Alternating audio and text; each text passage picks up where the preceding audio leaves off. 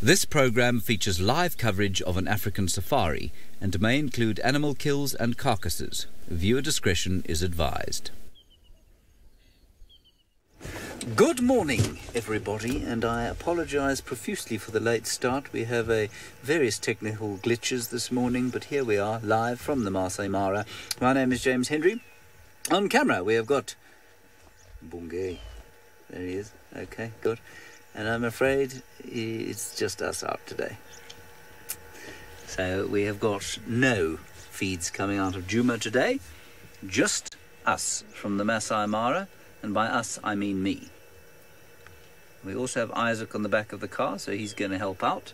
And so for the next little while it'll just be Isaac and I and Bungay and the wonders of the Masai Mara. Please do talk to us using the hashtag SafariLive on Twitter. Otherwise you can use the YouTube chat stream. We'd love to hear from you during the course of this drive.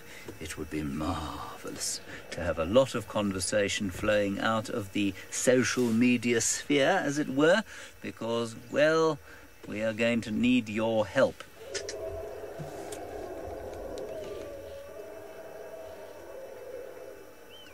Sounds like there's a Tyrannosaurus Rex shouting off to the left there. I think it's an elephant, though.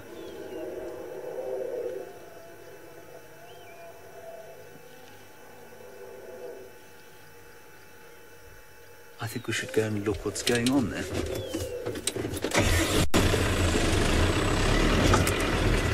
There are elephants everywhere, which is lovely. I was going to go straight off to the lions. I wonder if we should just go and see what that noise is. It's quite far away. It might be two bulls fighting. I don't know. I don't actually think it's a Tyrannosaurus Rex, in case anyone thinks I've gone stark raving mad. Stark raving madder.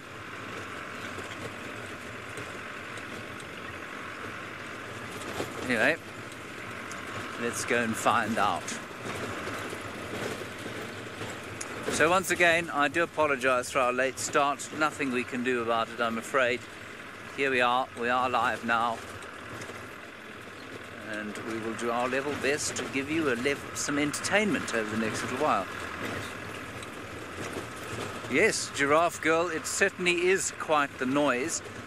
And, well, I wonder if we'll be able to catch up with where it's happening. We've got some elephants on the right, lots of them actually, little groups. I'm going to leave them just so we can go and find out what's going on. Well, exactly. Many of you saying it sounds like Jurassic Park. It does. Apparently many of the sounds that they took or made for Jurassic Park were in fact elephant sounds, either amplified, slowed down, distorted, flanged, you know, kind of processed. But you can see why.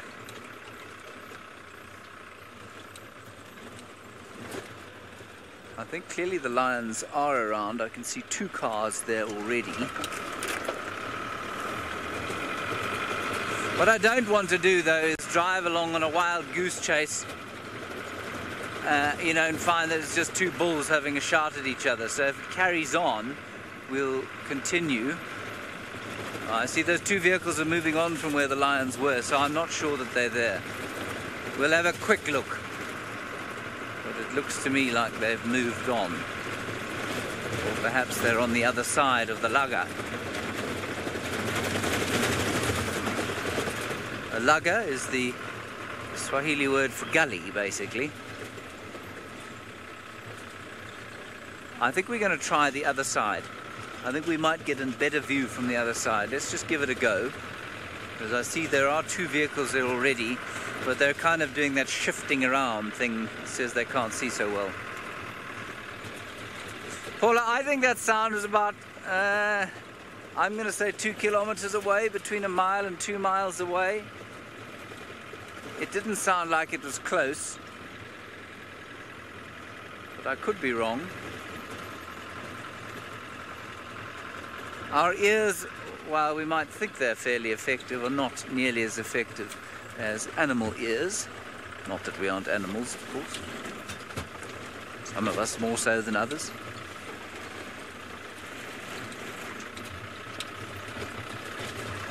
This may have been the wrong decision, but we're not far from the other side of the lugger.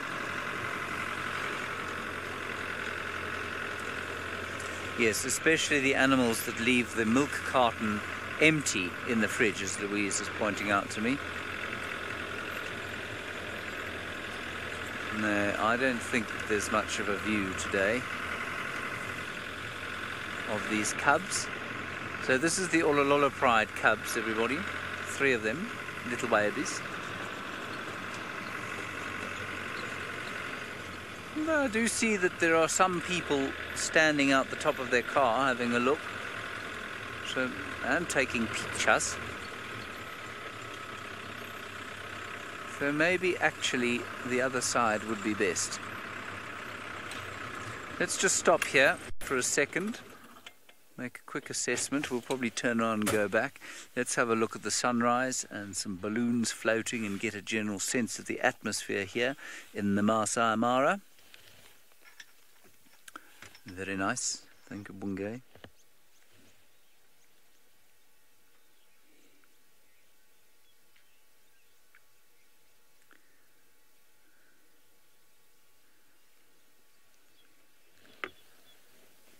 Couple of cisticolas calling, 1 or 2 long claws. I can hear some lesser striped swallows.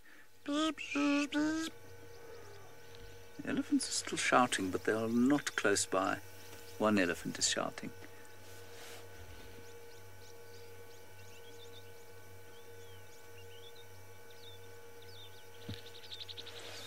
Alright, let's quickly try those lions. They're not far away from here. That other vehicle's also moving on, so I'm going to suspect that they are not out and about too much today. Let's go and have a quick look, and then we'll see what else we can find today.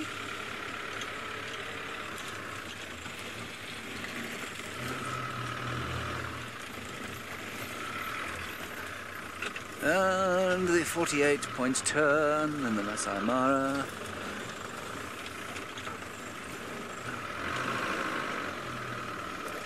Child of the universe. Child of the universe. Before I answer your question, is the question strap working, Louise? Now, it's just going to take 8 seconds for that to get to Louise. She's then going to tell me in my ear. Ah, it is working. Okay, so child of the universe, everybody saw your question. You want to know what we do if we get stuck here in the Masai Mara and there is nobody out to help us? Well, who do we call? Child of the universe, as we all know, when there is trouble, we call the Ghostbusters. They will come and help us. That is the general modus operandi. And no, obviously that's not possible. Nobody calls Ghostbusters unless they've got ghosts.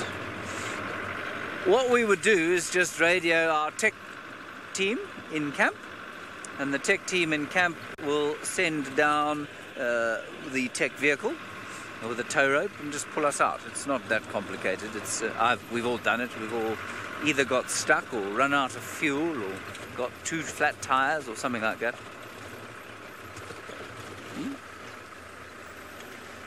This is going to be a little awkward. Morning, how are you? Good. Are they still there?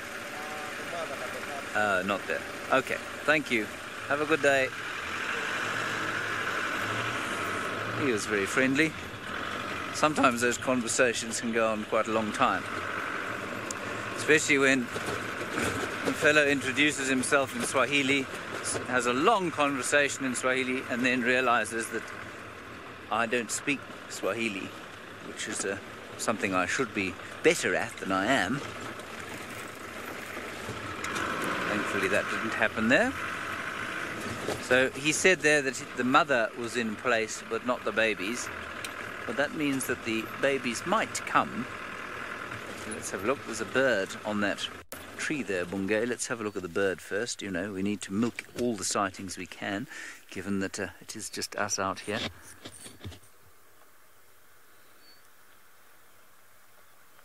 What on earth is that? Looks like a cisticola with a long tail. And it's making a lovely call.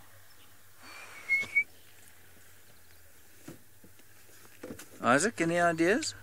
Which one? That little bird there in front of us with a long tail singing like a cisticola.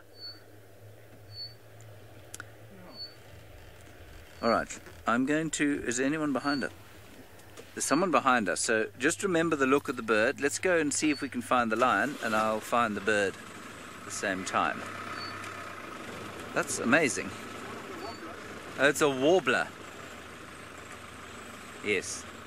Very nice. Thank you, Isaac. It is definitely a warbler. I don't know why I said it was a cisticola. Dark-capped warbler. We'll just look through the warblers quickly. Unless a swamp warbler? No, I don't think it's one of them.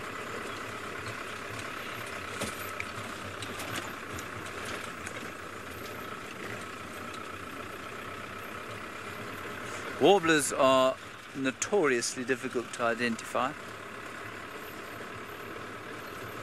Jerry says that we should call it the tiny bird. Jerry, that is a very silly idea. Oh, the tiny long-tail bird. No, Jerry.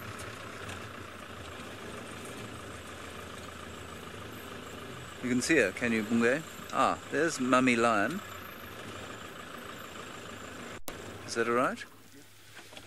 All right, well, let's sit with her for a little while. There she is, mother of the lioness of the 3 little cubs. And I'll keep looking for our warbler friend, see if we can find it. Anybody want to have a guess? You're welcome. #SafariLive.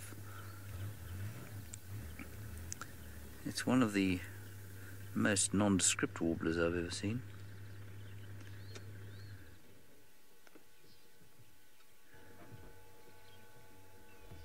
So that is the lioness of the Olololo Pride. I think it's worth sitting here just for a little while to see if we don't pick up the cubs coming out for a morning feed.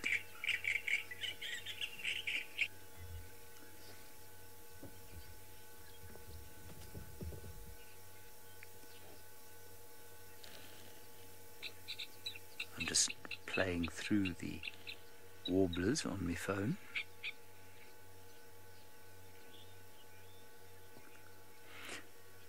Joy, this is the den. The den would be any of the little holes here formed by the eroded bank. So anywhere that Bunge is showing you could be the den. So you'd consider this whole area the sort of den site.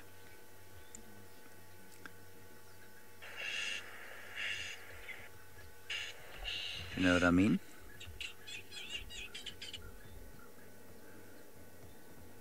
Marsh warbler, that's got the wrong tail. It's also not found here. African reed warbler, wrong tail. Cinnamon warbler, you reckon? Right, from the back of the car we've got cinnamon warbler. From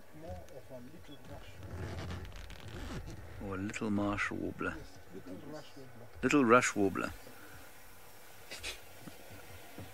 Oh, they're the cubs. Sorry, I was completely, totally distracted by the bird. Look at them. Hi, guys. Oh, they are too sweet.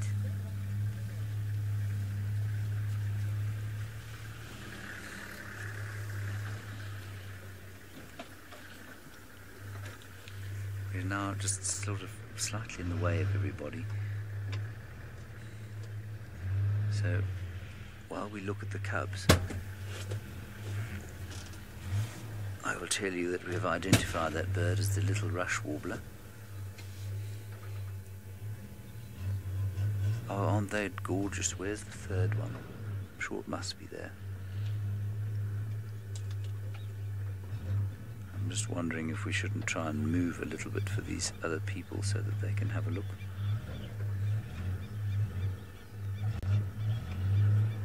Child of the universe, I think these cubs are between 3 and 4 weeks old. I don't think they're any younger than that. And the reason I think they're that old is that they are, of course, mobile.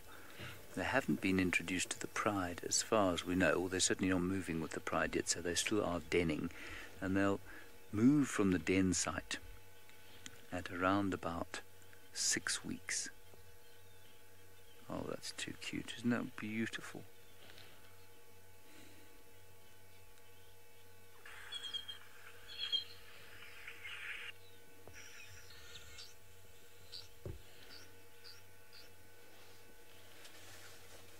Beautiful.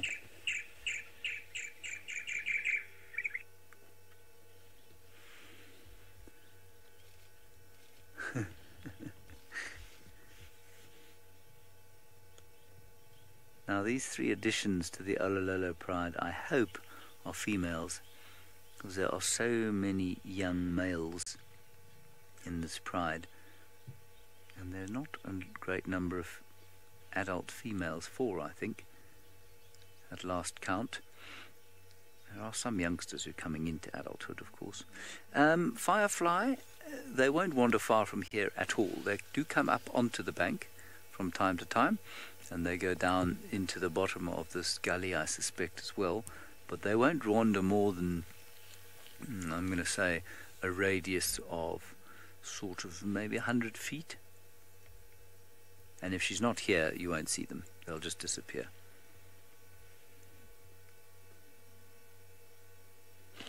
Very special indeed.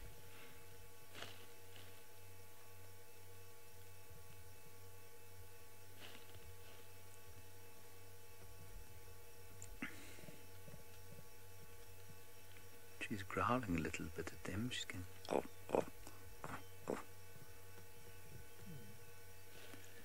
She doesn't like somebody on one of the vehicles in front of us.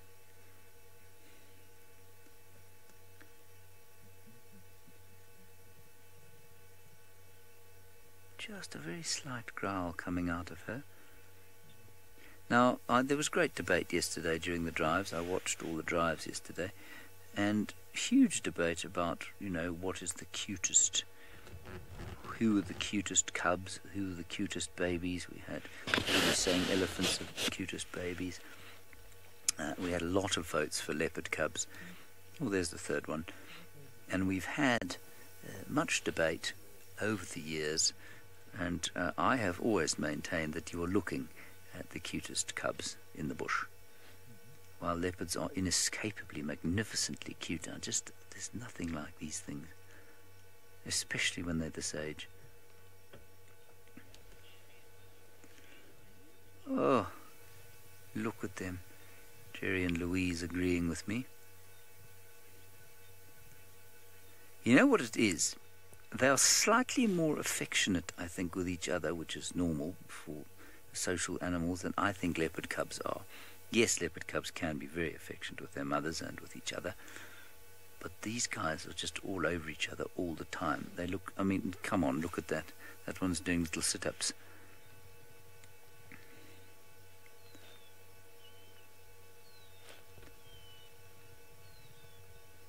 That's just so sweet.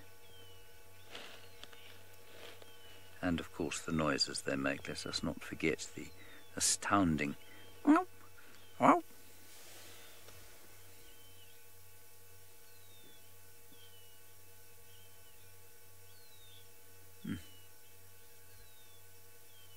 Look.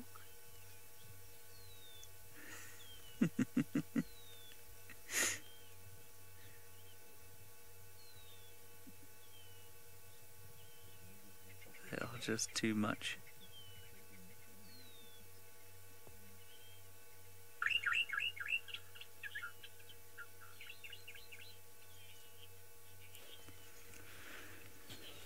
Avon wishes, I don't think they're sassy with their mother at this time yet, no. They'll start to get a little bit more, not aggressively playful, but more rambunctiously playful, I think, in the next few weeks or so, especially when they start interacting with the rest of the pride. I'm pretty sure, given the proximity of those other lions in the pride yesterday, that they must have met these cubs. So when I say introduced to the pride, I don't mean that they haven't met the rest of the pride or some of the other members of the pride.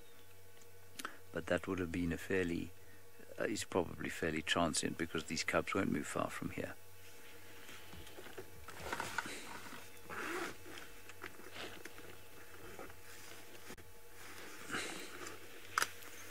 This is very special to be able to do this, and I'm very glad that we have them, because of course we all are all alone out here. If you have just joined us, major technical internet problems at Djuma, and so there are no feeds coming out of Djuma at the moment. We are on our own here in the Mara, and it's just me, and Isaac will join us in a little while as well. Well, Isaac is in the same vehicle, so I mean it's only going to be off this vehicle. I'm now trying to find a space to take an illegal photograph, but I see that they are hidden behind a bush for me. Very unkind of them.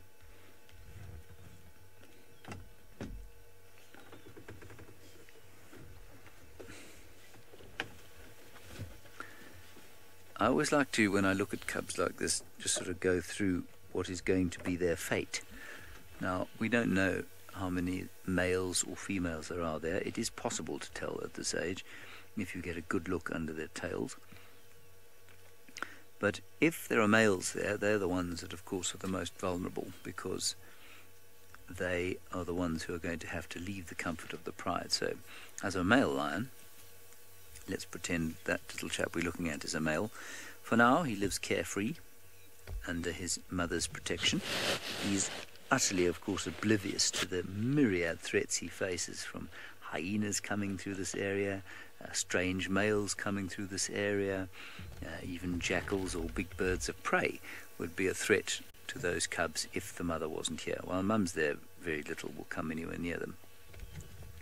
So they are very vulnerable, and from this stage he will then go and meet the rest of the pride and start to spend time with them. That's probably at between 6 and 8 weeks, and that's again another step towards, or in the vulnerability stakes, because they will still have to hide when the pride goes off hunting. Mother will leave them for extensive periods while she goes off hunting, and he will then have to look after himself for a while. She's in need of a meal, you can see that she's very skinny, so she's could definitely use a bit of a feed.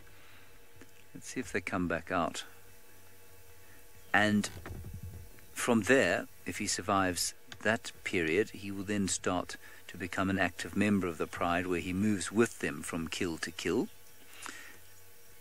And of course his most vulnerable stage will be a little bit after that, when he's about 2.5 to 3 years old, because at that stage he will have to go off on his own, hopefully with a coalition partner. But if he doesn't do that, then on his own to try and take a pride. And then it's a life of violence, basically defending his territory and his pride, or prides, until he pops his clogs somewhere between the ages of 10 and 15, most likely between 10 and 12. Now, probably only 1 in 8 to 1 in 10 male lions actually have that life history. Most of them end it round about this stage here, which is, well, quite unfortunate really. It seems like a dreadful waste, but that is just how it works. We had a question there, Louise. I'm afraid I missed it entirely because I was waffling on about the life history of a male lion. Have you got it again for me, please?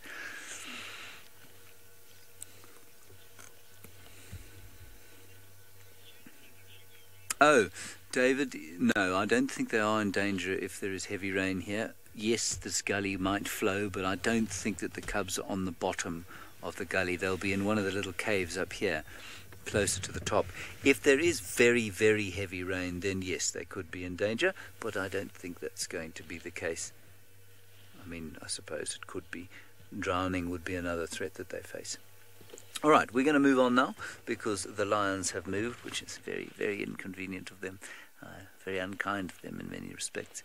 Let's head off sort of towards the north and maybe try and pick up on what was causing the consternation with those elephants. It could be that they were chasing the rest of the pride, which was moving in that direction yesterday. Okay, on we go. I didn't get one illegal photograph there, not even one. Can you believe it? Okay. I'm ready, Bungay, let's go.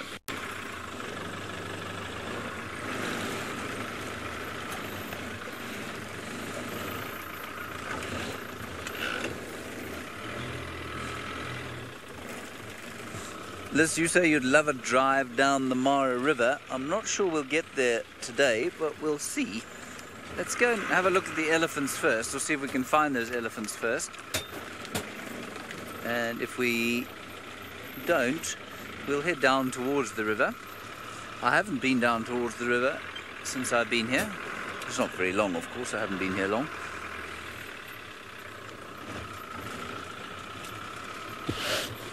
Now, you will hear ruffling when I move my hat. I'm sorry about that. It's just a little bit itchy and, you know, irritating at times, so it needs to happen.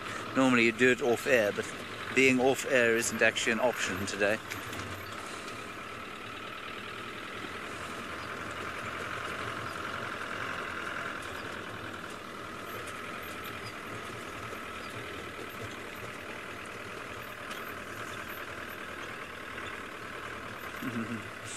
Jimmy, you're saying, how's my learning to surf going, or something along those lines? Very good. I enjoyed learning to surf with Ralph. Ralph took me surfing, everybody, which was great fun when I was on holiday, on leave. I managed to stand on an extremely buoyant board, which made me feel like I was a surfing champion. And of course the chap who was teaching me also made me feel like a surfing champion. He's a very good teacher. So by the end of it, I thought I was ready to compete on the international stage and perhaps go and operate at Jaws off Maui. Jumbo. Now I'm just going to have a conversation here. Habari? Just the one female in there. She's gone down into the river. Yes, and the 3 cubs were there. Yeah. She's out. Oh, she's right there. Okay. Sorry, Louise, I missed that one. Oh, she's out. She's moving down towards, I suspect, where the rest of the pride are. I'll just give you a quick look at her there. It might just give us a clue as to where we should go next.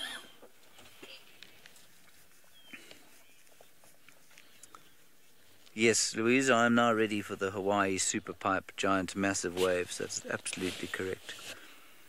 I'm just going to mute my microphone, everyone, so that I can fix it, because it's digging into my bald forehead.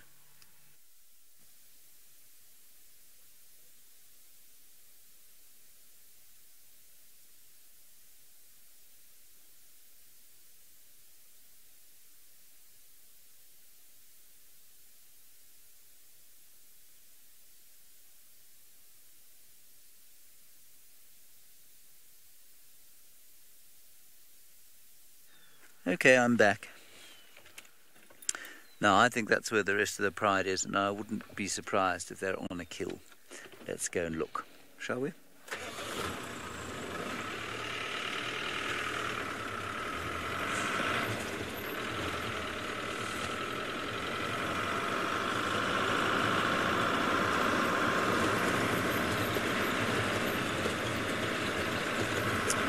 I'm going to have to guess at the direction,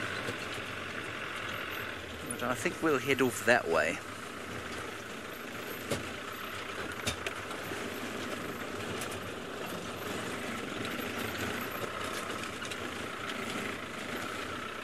I haven't heard those elephants shouting again, but let's head off here and see what we can see. She's looking down towards this area. This is sort of where we heard those elephants shouting.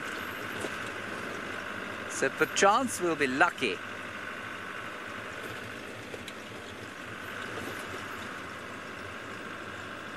Another glorious morning in the Marsi Mara. There are very few mornings that are not glorious here. There are quite a few afternoons that are torrentially unglorious, but mornings, unbelievable.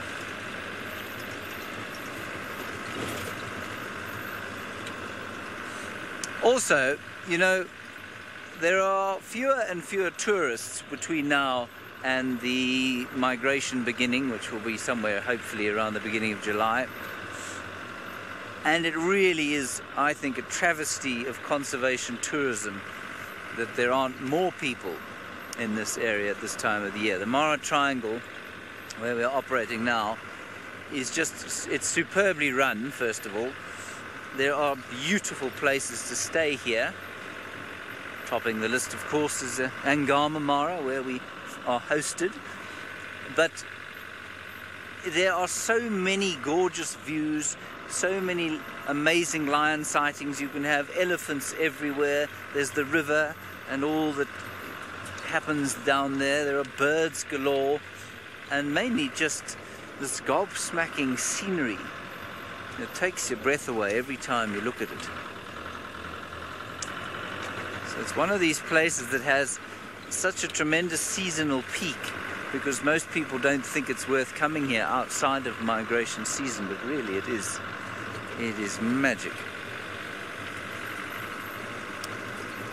Now, I wouldn't think that those elephants were calling from much further away than we are right now.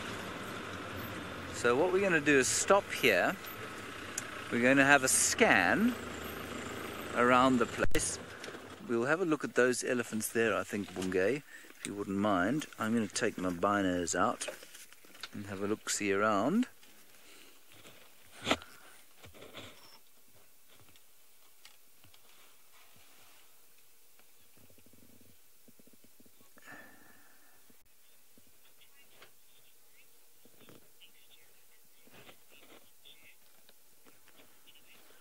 Well, the Lorax, yes, you're being advised not to come here over this period next year. But I don't know who's advising you not to come here over this period.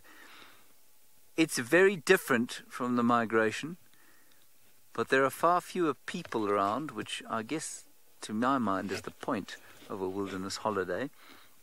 Obviously, the migration is utterly spectacular to see, but there is so much wildlife here all the time that if you can get a good deal on coming here at this time of the year, really, I don't think you should turn it up. At least turn it down. Turn your nose up, it's what I meant. I guess, you know, if it's your only time, you're only going to come to Africa once, and you've got the budget only to spend on one holiday to Africa, which of course I suppose is the case for most people, then yeah, maybe you want to hit it during the migration season. But maybe if the migration season's a bit expensive, or you perhaps will come more than once, this is just, I mean, it really is amazing. So don't feel like if you come at this time of the year you won't have a good time. You'll have an amazing time. Beautiful big herd of elephants. They don't look in the slightest bit disturbed by life though at the moment. They look very content. I was saying yesterday, and I think it's such a nice way to describe the migration period as being like a carnival. It's a wild, maniacal carnival that takes place, and the local residents, I'm sure much like the local residents of Rio or anywhere else where they have big carnival time, short carnival periods, I'm sure they go into hiding.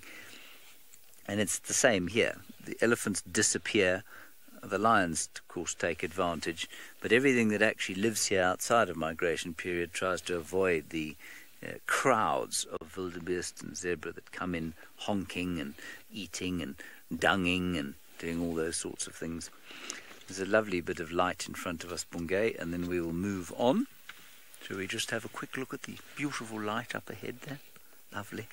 I'll take an illegal photograph of it.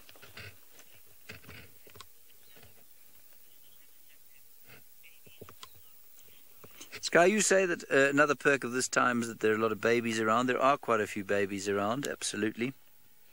Of course, if you want to see all the baby wildebeest, they're going to be born next month on the southern plains of the Serengeti. before their first migration up here. That is a just gorgeous picture. Isn't that amazing?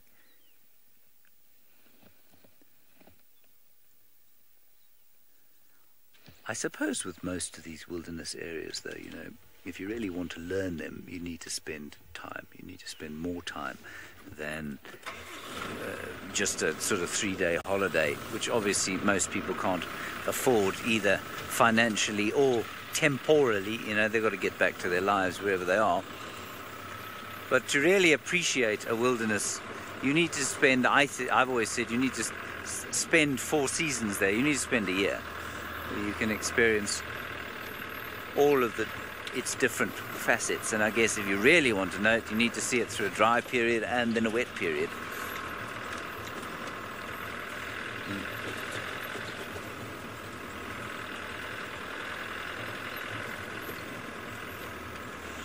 Aaron, you say how many weeks would I suggest spending here for a first timer? It really depends. You know, if you've got weeks to spend on holiday, let's say you're going to make a trip of a lifetime, you're going to make a 4-week trip, I'd spend 7 days in the Mara, definitely. And then I'd go to other areas, because there are lots of areas in Africa that are, you know, utterly spectacular. And will give you a totally different feel from this one. Different views. Depends what you want also. Do you want animals? Do you want feeling of space? I mean, if you want vista and a sense of wild, empty wilderness, Namibia is unrivaled. You could be going, but you could be at the opposite end of the scale. You could be in a much more enclosed environment in the Congo or in Rwanda, looking at gorillas. It really depends on what you want. But this is I guess it's the most quintessential African experience you could have. You know, it's out of Africa, and it's Lion King, and it's all those sorts of things. Let us not forget, of course, the magnificence of the Sabi Sand and the Kruger in South Africa.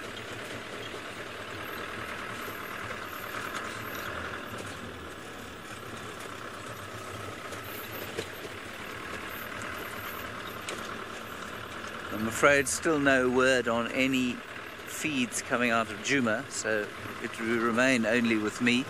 Your questions and your comments on these trying times, obviously, much appreciated.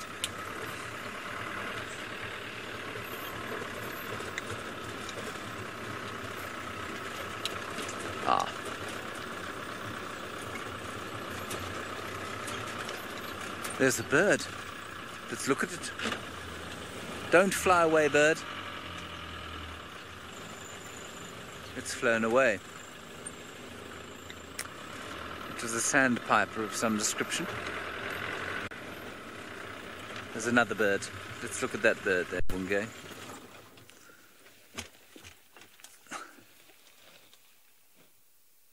Ooh, it's a little kestrel. That's quite fun. I don't suppose you can brighten that picture at all, can you?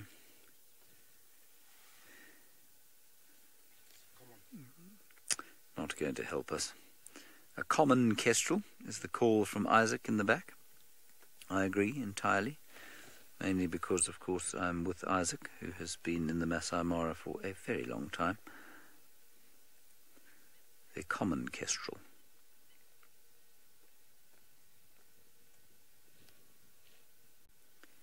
It's got a sort of greyish head, you can't really see it there, and a rufous back. It looks like little pointing down arrows on the back, you can't really see it there. There's another bird in front of us. It looks like a goshawk, one of the chanting goshawks. There we are.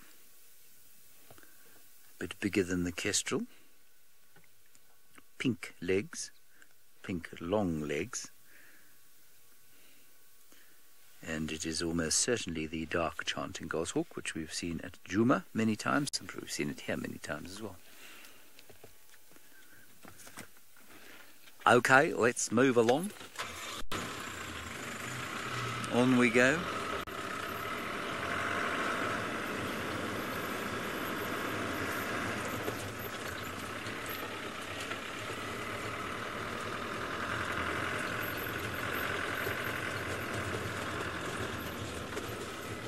Hey, sorry, could a kestrel take out what?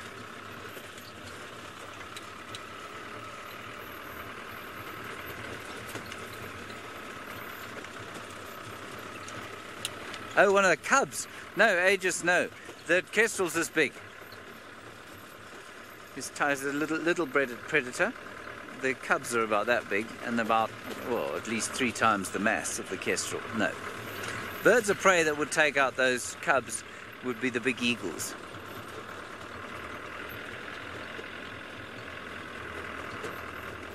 And they'd have to be extremely unlucky to be taken out by a bird of prey because they are in quite a nice protected den site.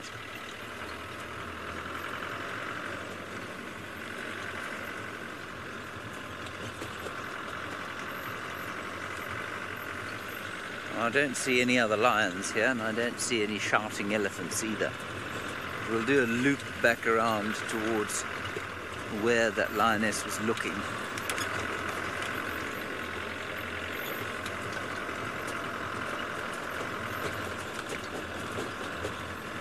And then we will see.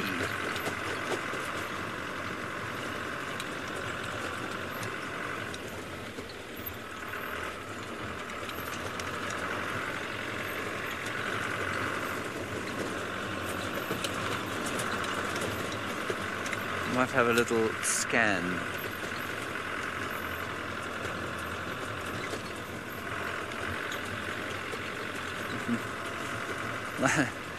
Michael's saying that if you go on safari to Africa, you'll get an incurable disease, and that incurable disease is an itch to come back again.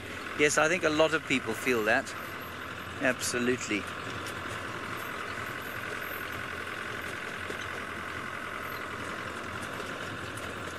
Funny how it just does really feel different from anywhere else that I've ever been. But I mean, Kenya feels very different from South Africa, so I suppose that's a bit of a stupid statement.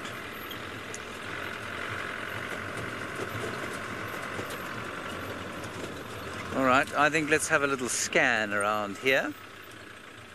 Wunge, if you wouldn't mind scanning.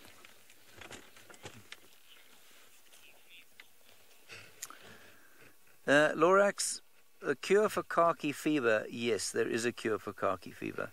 The cure for khaki fever is spending actual human time with people dressed in khaki. We are universally more appealing when we're at a distance. I suppose it's a little bit like, wanting to spend time with a celebrity, or getting hitched with a celebrity until you realize that really they're just the same as everyone else, if not worse. So yes, there's definitely a cure for khaki fever, and it is it's time spent with people dressed in khaki, really. It's like eating too much chocolate cake. It eventually becomes, well, you just want something else. That's why I wear grey and not khaki.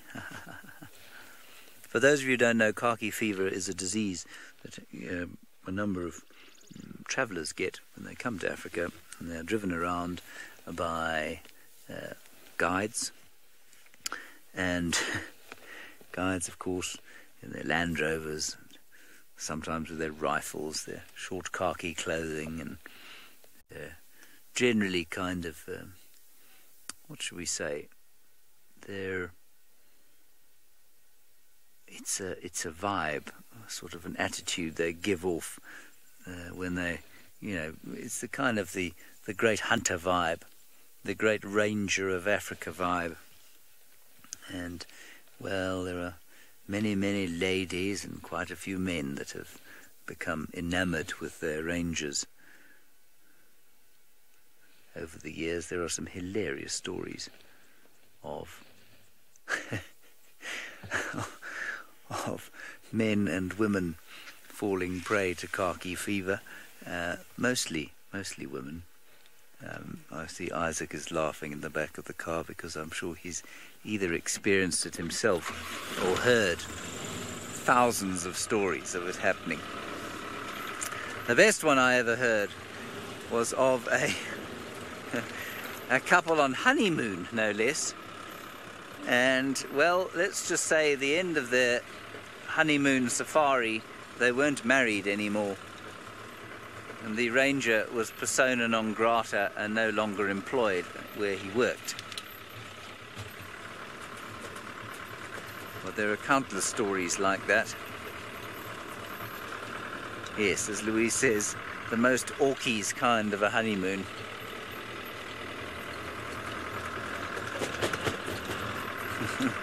But the best part of it, I think, is not so much that, you know, people fall for it, because we all fall for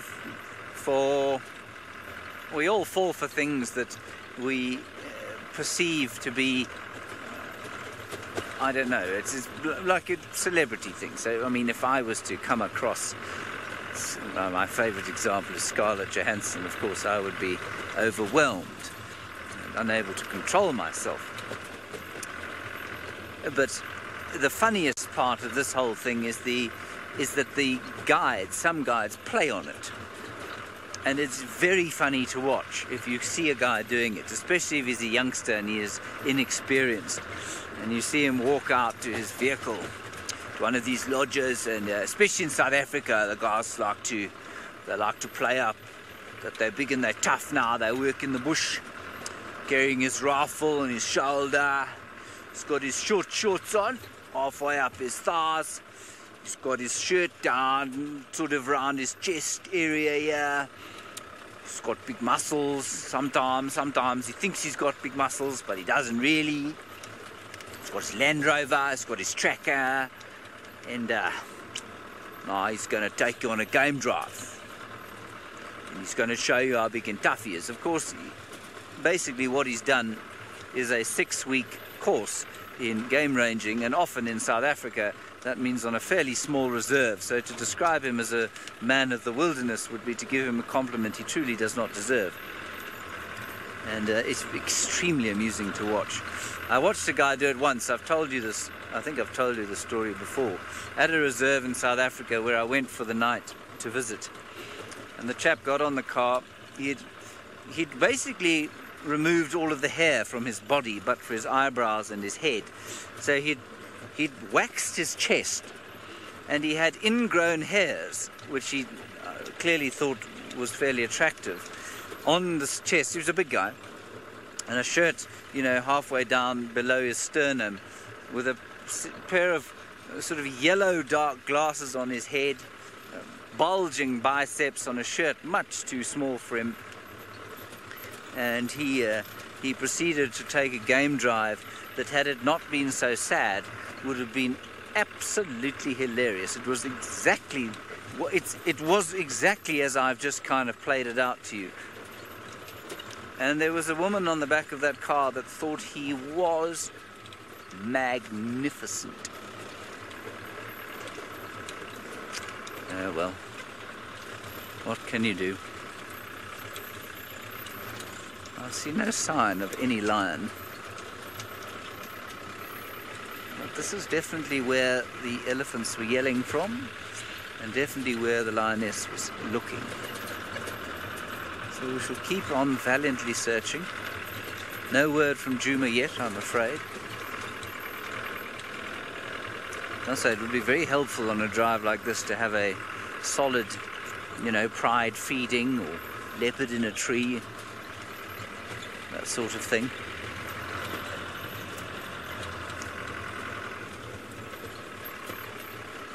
Many of you wondering if I'm channeling Pat during my demonstration. No, I'm not channeling Pat. Pat, although he does have quite bulging biceps, he's not this sort of guy. He's a genuine naturalist.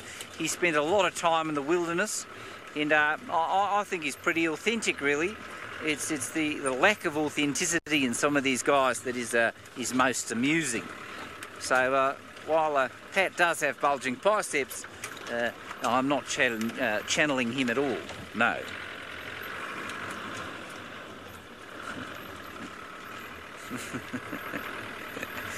I think poor old Pat would be rather insulted by that. Yes, the Lorax. You say, was that a story about Byron then? Byron is a very good friend of mine, and Byron...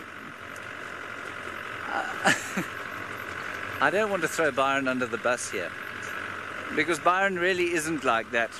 But Byron has an accent that is quite similar to the one I've just put on. But Byron is not like that, no. And in fact, I think Byron was relatively...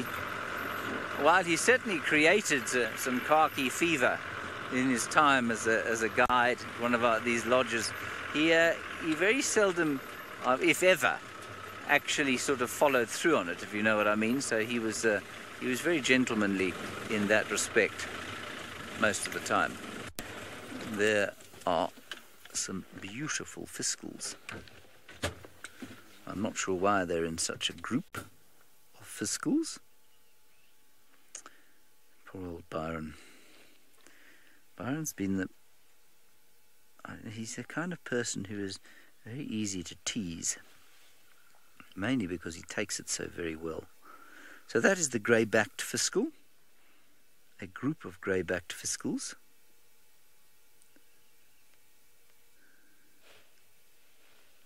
Marvellous. Not sure why they're in a group. I suppose they're probably a clutch of youngsters just about to go off.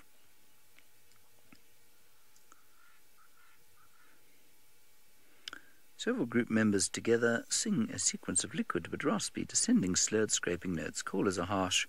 Skrrr!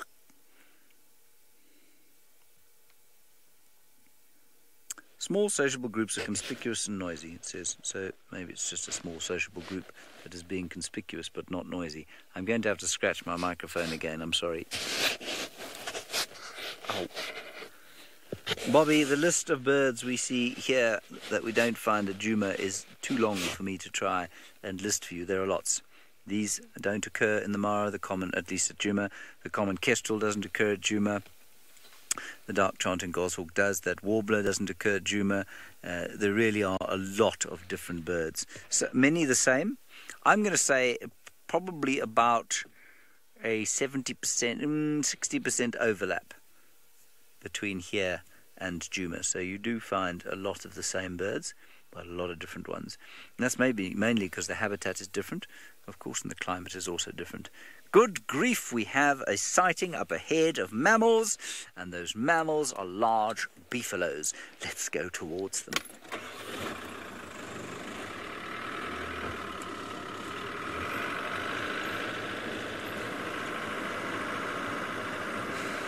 Now, if there were some animals out here that had lost a member of the family last night, these would be the prime suspects, given, of course, that the pride is so big, and they tend to hunt buffalo quite successfully.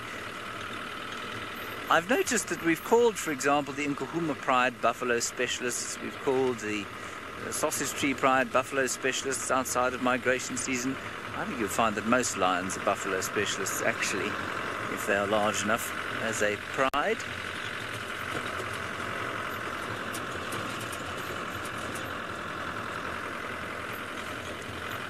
It's quite a big herd.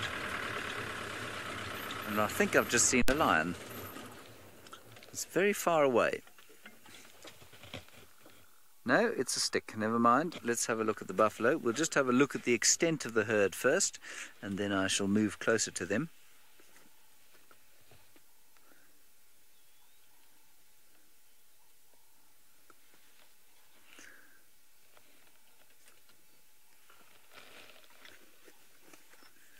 There we are.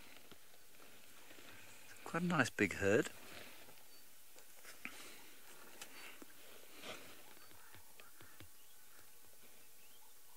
And then I think what we might do is give Isaac a go in the hot seat. Isaac, are you keen for a go in the hot seat?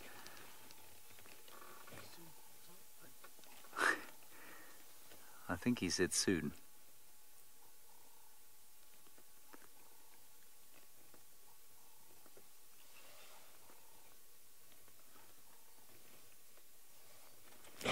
just looking towards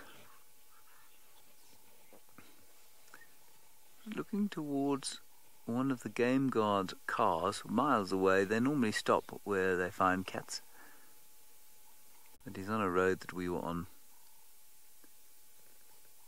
so I don't think it's him.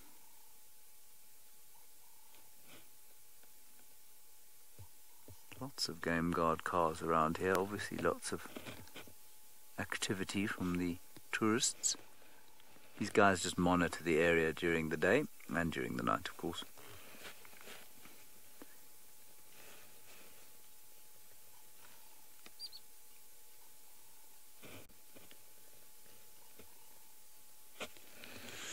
Alright, what I'm going to do is mute my microphone, so you're not going to hear the sound of squishing and squashing.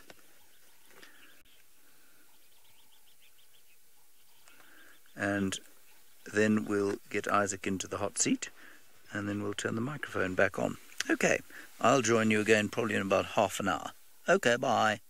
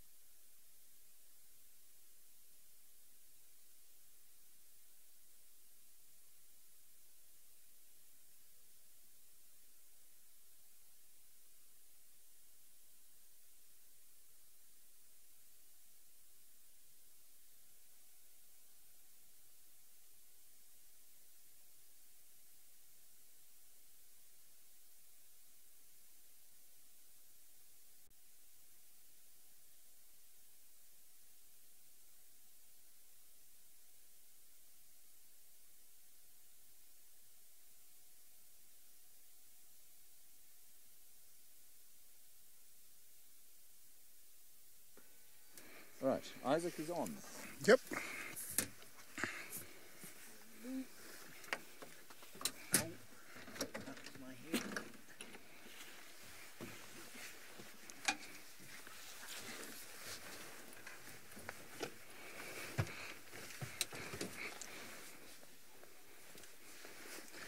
R55.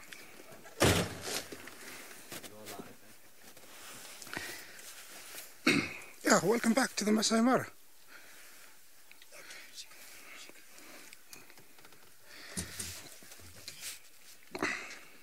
Well, welcome back to the Masai Mara. In front of me is the same herd that James was showing you. Well, welcome once again, Isaac here on the hot seat, as James said. It's been a beautiful morning. From the lions, the elephants, the birds, and now here we have the one big herd of buffalo with cattle egrets.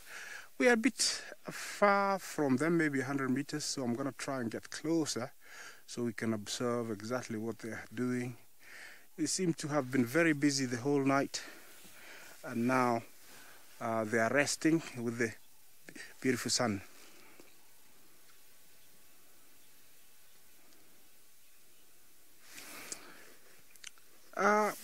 Could you please repeat the question again? I didn't hear it quite well.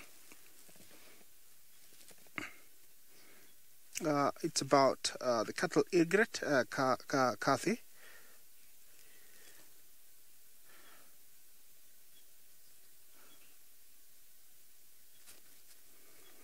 Kathy, if I heard you, I think you asked what are those white birds. I think they're cattle egrets. I'm gonna get closer. And over there we got some wattled plover. But if you zoom in closer, you could see some two birds in between the two buffalo. Those are wattled egrets, and they're special birds we find in the Mara. Their name comes from their wattles that when you zoom in much closer, you will see that they have these wattles on their faces. When breeding, they get taller. They look quite ridiculous, actually, quite funny for such small birds. And that's a pair. Looks like they're preening themselves, cleaning. That's a sort of cleaning themselves. The cattle egrets are taking advantage of the buffalo. You can see we also have some martins, sweeping there. So it's a beautiful morning. Everybody is well rested. I'm gonna drive closer to the buffalo, and let's see, let's try and count them, see how many they are. This is the famous Cape buffalo. They are quite in abundance in the Mara, and we have no shortage of them at all. They're all over. Closer to camp, we had about 8 of them this morning. And they're doing quite well. So let's get closer and see what they're gonna do.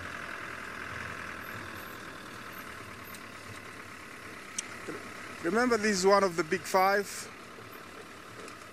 They might look very docile, but I tell you, this animal can give you a run for your money if you're on foot. So you don't want to meet them, actually on foot. And this is the closest I would like to be, to them. Even in a vehicle. You can tell they're quite relaxed, seated from the right all the way to the left. I would say, what you see here, it's quite a lot. You cannot count all of them, but I would estimate we have at least 150 to 200, all enjoying their feed from the night, enjoying the delicious red oat grass. Look at that, she's got beautiful horns. That looks like a tear stain in her face. That's skin disease caused by a certain mite. Usually cures after very heavy rains. The rain usually washes it off. It's sort of skin disease that they get, but they're quite, it cleans off during the rain. That's a beautiful set of horns on that female. Unlike others, usually they spread out low and out. This one has gone up. Looks like she's wearing, a throne on her head. Look, unlike the one to the left, you see that? You see the difference? You usually have more of that one to the left, not the one to the right. So those are a beautiful set of horns. Yeah. Those you hear flying are the wattled plovers, flying from right to the left. They're always together.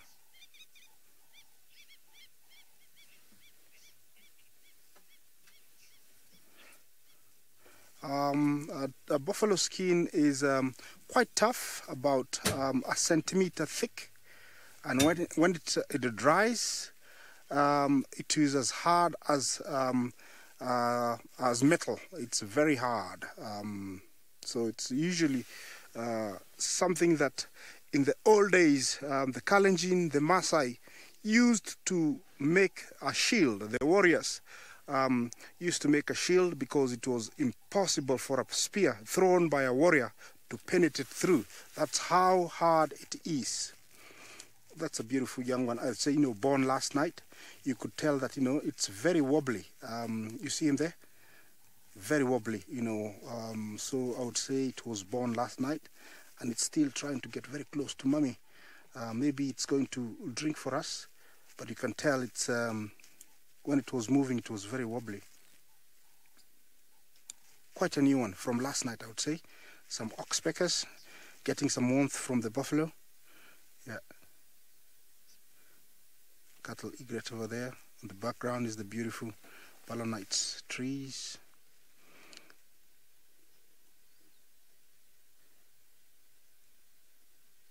That's another young one. What you see here is called a breeding herd, and a breeding herd usually consists of, lots of young ones. As you can see, there's a lot of evidence of that. And, bulls, half-grown, and cows. The buffalo is the closest relative to a domestic cow. The only difference is that the young ones suckle from in between the hind legs of their mother. Those horns are usually, not there when they're born, but they start growing immediately. This is a young one, I would say maybe a week old. It's been wallowing in mud a little bit. That helps in reducing the glare of sunlight so they don't get sunburn. Also, it's like an insect repellent. See what I was telling you?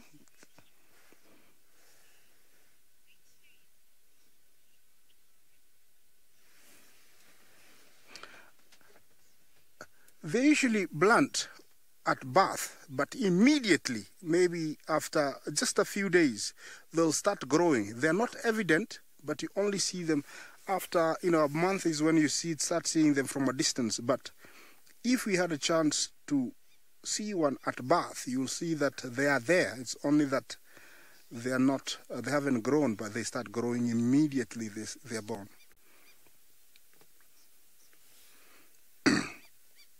That's an old female there. She's much older than the others we've been seeing. Remember, this is one of the famous, big five, an animal that does very well in the Masai Mara, found everywhere. And this is our common herd that we see almost every other day. It hangs around this area because there's enough water, enough grass, cover, and being together like this, they can fend off most predators. Our resident Olololo, pride of lions, depend on these guys, for sustenance when other game is not here. But they always have to do their best and come out in their big numbers, because a female lioness cannot bring down a full-grown buffalo, so they need to be in company of 2 or 3. You can tell how well rested they are over there. Nothing to worry.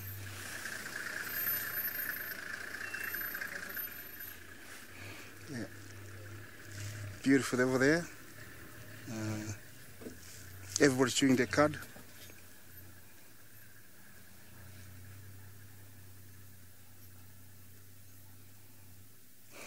Wanda, thank you for your question. How do oxpeckers hold on to their buffaloes? Well, they have claws that they use them, to hold on the skin. Usually, it's not dry, so they can clutch on quite well, and they're quite long, so they can clutch on really well. And they play a very big role, because sometimes, when they see a predator, they'll also warn the buffalo before the buffalo sees the predator. And the ones you see here are, I think, yellow-billed oxpeckers. You can tell the difference by looking at the bill. We have only 2 types of oxpeckers, the most, and they're both available in the Mara. The red bill, which is got a totally red bill, and a yellow-billed oxpecker, which has got both red and yellow bill. That's the 2 we have, and quite easy to identify.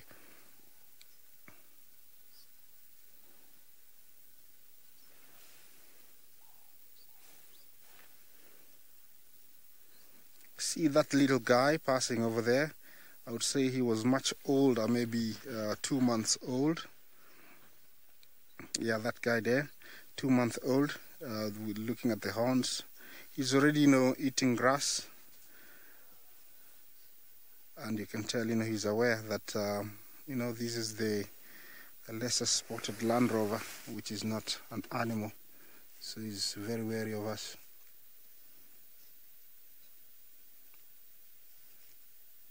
In Maasai, this animal is called Olaro, and Olaro, it's an animal that is feared by everybody. It's an animal that they, once, it matures, will come closer, will move to where there is cover, especially the big bulls, and will find cover, water, and grass, becoming very dangerous. Anybody approaching it it will attack without warning. And that's why it was classified amongst the big 5, because The big five actually doesn't mean that they're big and strong. It's actually potentially the big animals that would come for you for nothing. You know, you haven't done anything to them, so they'll just come for you. The cattle egret, they're really enjoying being amongst the buffalo. Feels very safe.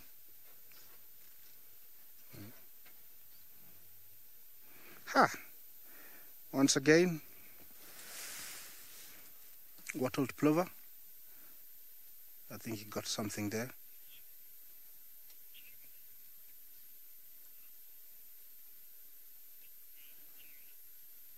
Jerry, thank you for your question. You ask, how far would a buffalo, walk in a day? It differs depending on where you are. In the Masai Mara, they don't have to walk at all. The only reason, they walk in certain places is in search of water and grass.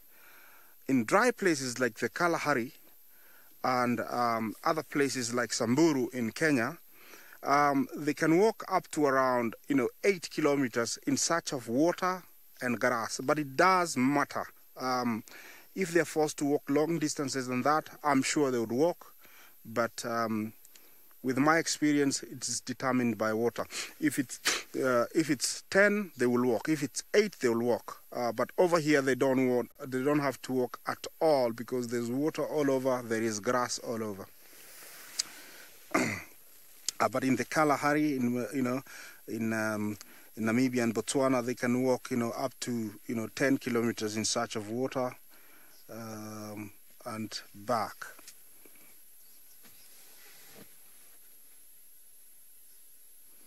Well, we'll move from this scene and leave them to enjoy the morning. Why they're lying like this is during the night. It's always a hectic because of hyena, lions trying to get these young ones. And so right now when they can see 360, it's nice to rest because it's also nice and warm. They're enjoying the bit of morning sun.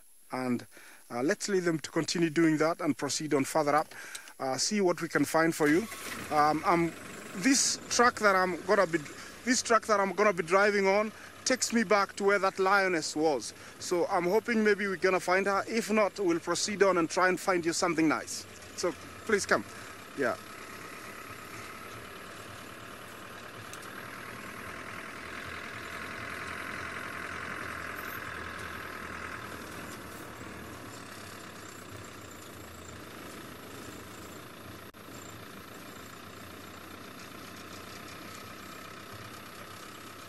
John, I think, I've had very many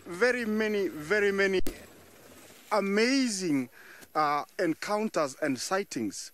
But I would say the most that still stands out in my entire guiding life was I was once in a place called Kipeleone Hill, which is in the northern side of the Masai Mara. And I was driving up this hill and it was around 5:30 in the evening. I got somewhere up and in the middle of a track like this one you see, but the grass was higher. On one side was a snake that was brown and on the other side was black. And so I stopped, had a look, and actually on one side of the road it was a pafada, and on the other side was a black-necked spitting cobra. I didn't know what was happening, so I decided to investigate, stopped the car and stepped out. When I got closer, I realized that actually the cobra was killing the pafada. Little did I have, the knowledge that actually the cobras feed on, other snakes. So I actually interfered with the cobra killing the pafada, and it let go, regurgitated it. So I went back to the car and stopped there for a while, and it came back, finished killing the pafada, and swallowed it as I watched. I would say that still stands out as the most interesting sight I've ever seen in my entire guiding life.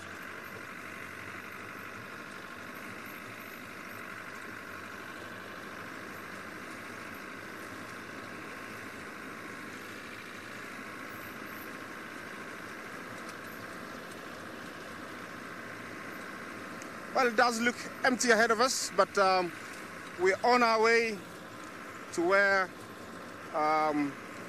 we had seen that lioness.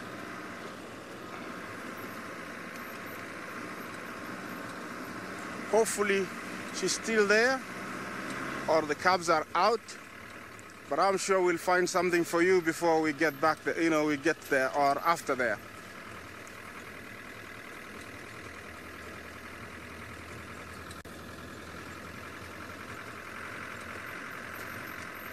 Always it looks empty, but there's always something, you know, around the corner.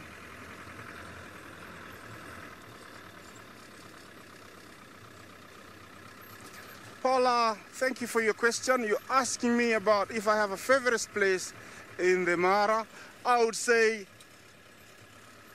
all the Masai Mara is beautiful for me because it has always proved to me that there's always something, and so I love the whole of Masai Mara.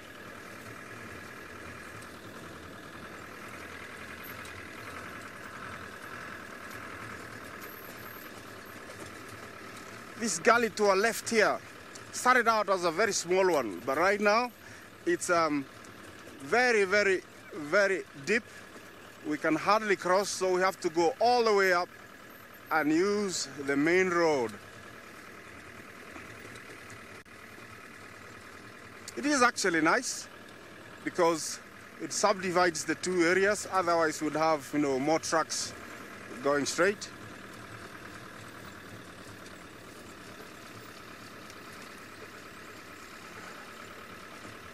I didn't get your name, but you're asking me where I've guided in Africa. I think I've been in guided in Tanzania, Kenya, Botswana.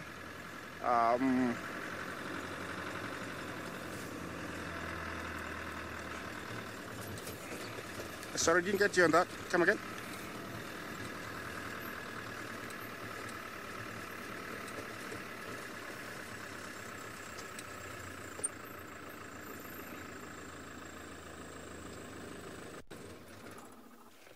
Sorry, I didn't get that, so I have to stop and try and get that as we get the beautiful view up there.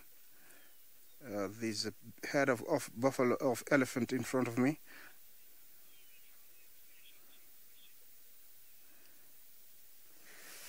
I didn't get the question first. Please, could you repeat the question? I apologize for that. I didn't hear you. Meanwhile, remember we are live. And we're taking you towards where we saw the lions this morning. It's a beautiful, you know, view of Olololo escarpment. Way up there is the road we used to go back to camp. So I'm going to proceed on up and try and find you those lions. That's our main target.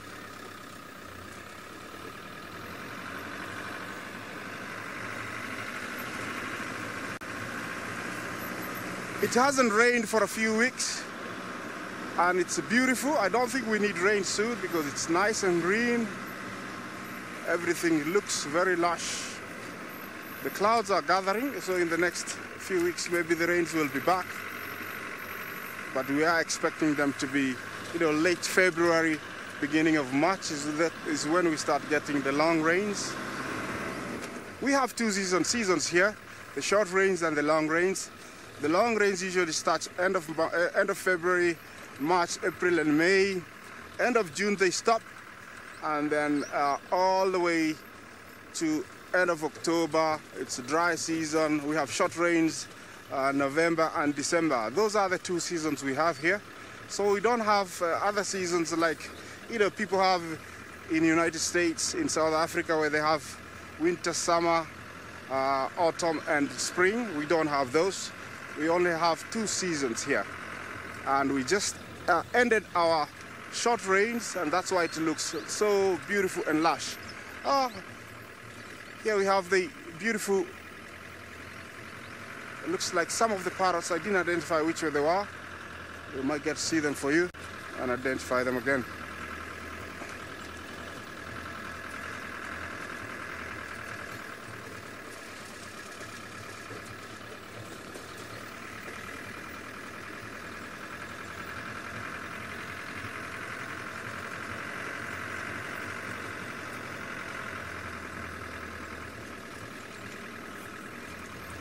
I have been guiding for about 18 years, and of those 18 years, about 12 in the Mara.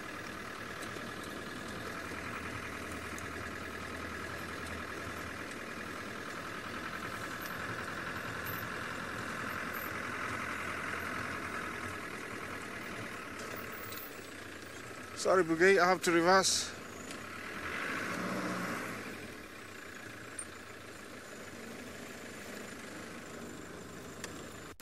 Ravinda, your question, what's my favorite animal?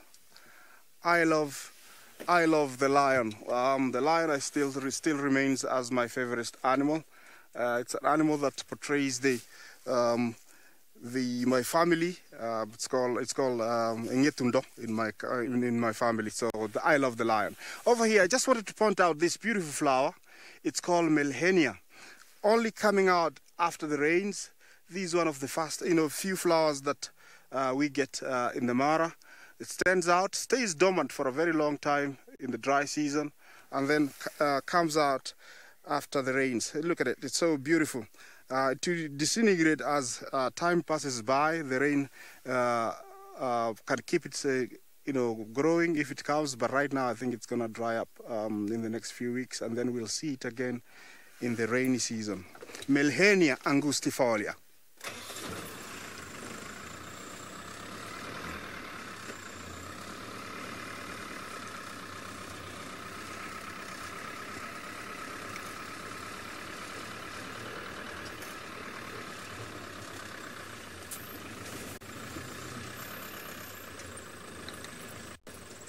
Across there we have a beautiful herd of elephant. I don't know if this is...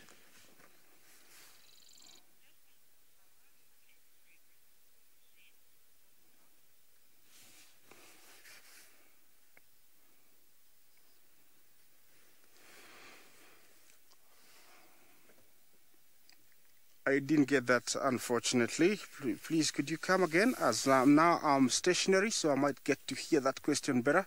But anyway, I'll proceed on. Over here, it's a beautiful herd of elephants.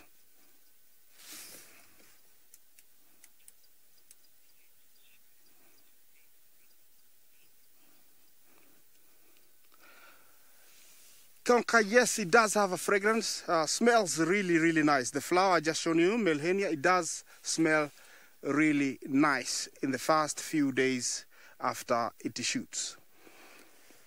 Yeah, beautiful herd of elephant here. I don't know if this is where we saw Stumpy yesterday. So we're gonna sweep around and find if Stumpy is here. We actually we were deciding on 3 names, and I think we came to a conclusion that we're gonna call him Bob. So let's sweep around and see if we can find Bob, because it's a very scattered herd, as you can tell. Lots of females, lots of young ones. 3 more playing there. Maybe he's there. Let's have a look if he's there. These look at them, so playful.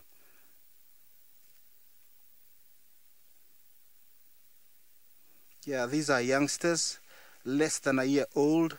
I think they're 3 cousins. One is down. I think he's oh, big brother has come to rescue. Oh, look at that. It's always nice to see the interaction of elephant like this. It means they are, very comfortable, very at peace. Yeah. I'm still looking for Bob, who we saw yesterday. If you're not with us yesterday, we did see this young bull elephant. He was like less than a year, and he had lost his tail. I did suggest a few names, and most of the name that kept popping up for us to name him was Bob. So I'm hoping to find Bob. I don't know if he's the one who's down there, but we'll see if he's the one. But this is another beautiful herd of elephants. At the moment, we have lots and lots of elephants all over. Usually, in the migration time, we don't see them. It is said that they don't like the noise the wildebeest make. You can imagine when you're in between 1.5 to 2 million wildebeest. Even if you're a human, you won't enjoy the noise of, that amount of animals going, all around you. I don't think it will be that comfortable. So they always keep away from these areas and only coming out after the migration has gone back into the Serengeti, which is, as a crow flies from where we are, about 60 kilometers to the border. Is that Bob over there? Doesn't have a tail. He's all by himself. I don't know. Yeah. Bob had a shorter tail than that. So this one is another one without a tail. I don't know what's happening. The one we saw yesterday was much more smaller than this guy.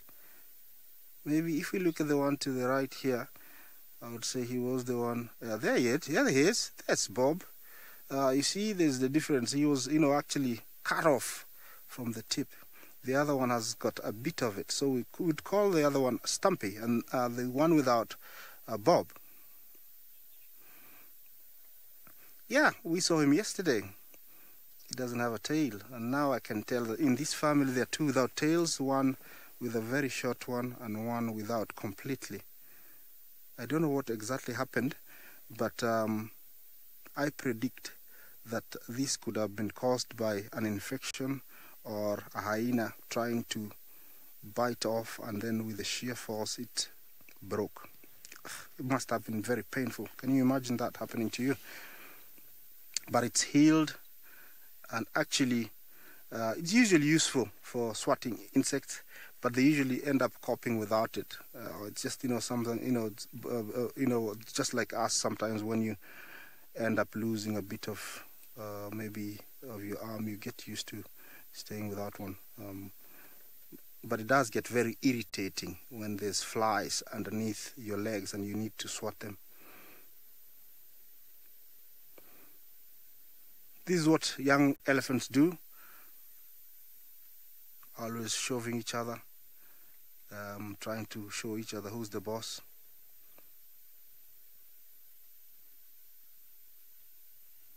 Let's listen to them. They're playing over there. Watch them a little.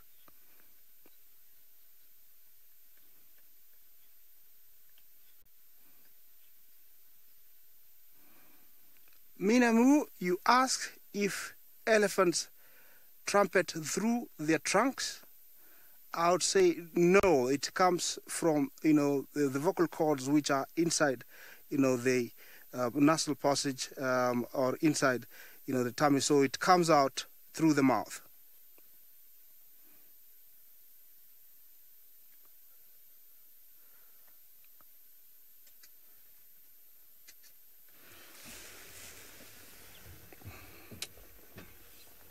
I think we're gonna drive you up the road a little bit, see what's happening,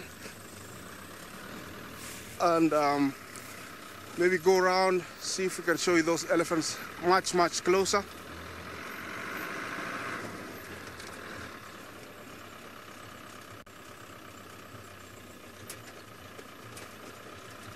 There is something we see quite a distance there, so we're gonna go around and see. But before we get there, I'm gonna pass you back to James, and we're gonna keep doing this until later on. We're very close to where we saw that lioness, so I'm gonna get to the road and then pass you over to Jamie again, who's gonna continue.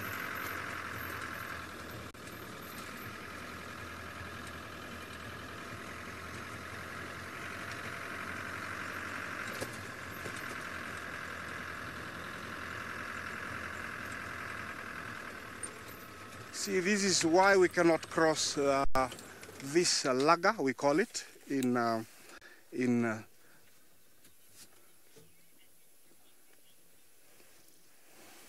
thank you very much for that. You see this laga here? It's why we cannot cross this gully. It's very deep. We can actually not see where it stops, and this is where the lioness has given birth, and that's where it's hiding the cubs. So from here, I'm gonna be off here, and you might hear a bit of noise as we swap around back to James.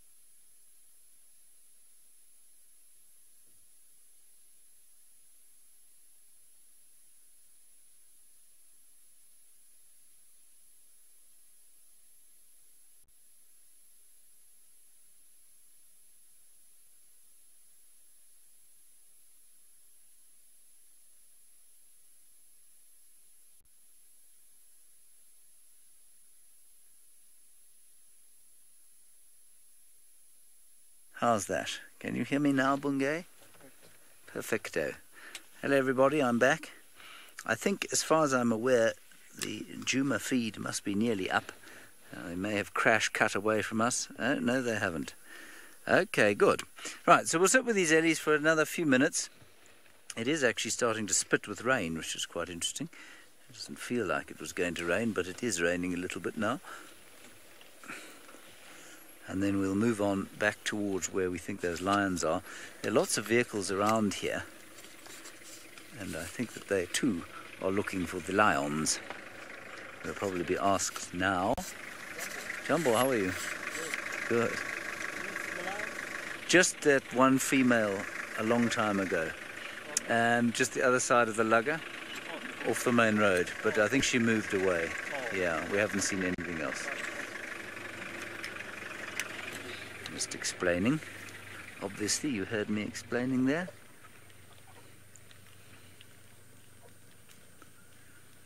And then we will press on. Okay, so my name's James Hendry. As you know, you've seen me a little bit before. Good. Okay, on we go. I believe that Juma is about to come up, which is excellent news. So they're doing the checks there with Juma, and we'll shortly be up and running with them. Morning. Looks like a fun trip. Couple on honeymoon. That's the way to do it. You see, we were talking about the khaki fever earlier. If you want to take a honeymoon on safari, best thing to do is what that guy's doing there. He's the driver. He is the chap in charge of the camping. So even if he makes a total hash of it, she has no option but to have khaki fever for her husband, which I think is extremely wise on his front.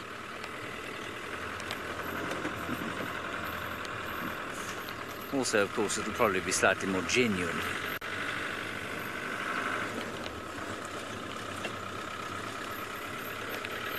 So no sign of the rest of that pride. I suspect they're in this block here in the long grass. We can't drive off road here, and I suspect they're in the long grass here on a buffalo. And I'm pretty sure those elephants came across them early this morning when we heard them shouting.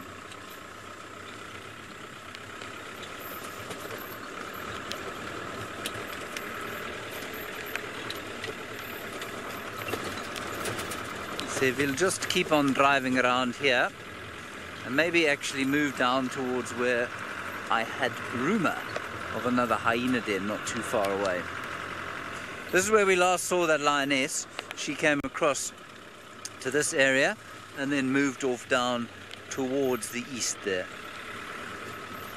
But I don't see her here anymore, and I'm sure she's joined the rest of the pride,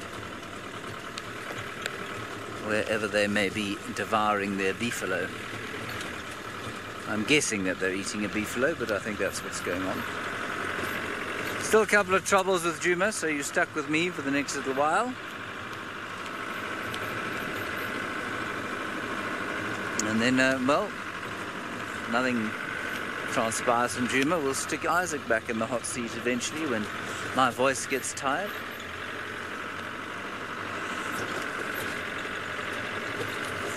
I remember Jamie's interview drive, and Brent's actually, both of them, both Brent and Jamie's interview drives were 3-hour solos. We couldn't get another feed going. Those was in the old days. Now at least there are two of us to take the load, which is quite nice.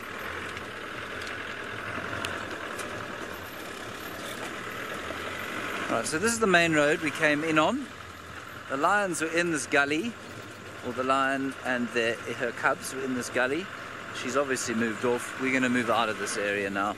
There's still lots of people looking around to see if they can find the lions here, but I think we'll press on and see what else we can find. We had a beautiful sighting of a black rhino and calf down the road earlier today.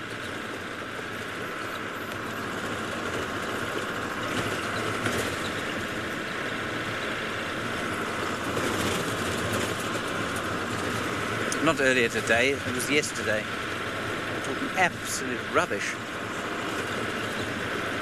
Oh, hooray! Can you believe it? Juma is up. Remember that the problems today were not of our making at all. The Juma is up and Tristan is the Chitwa Dam with a spoonbill.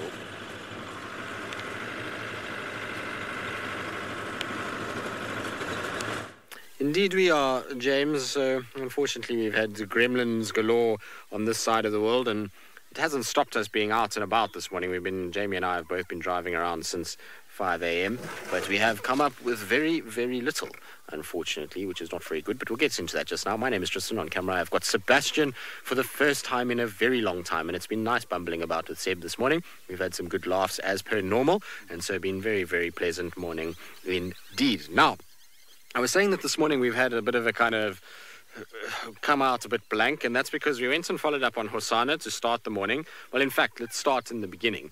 We actually went onto quarantine and we found tracks for what looks like at least one evoker male and potentially a lioness or the other evoker one. Tricky to tell. In places it looks like the other male, in other places it looks like the lioness.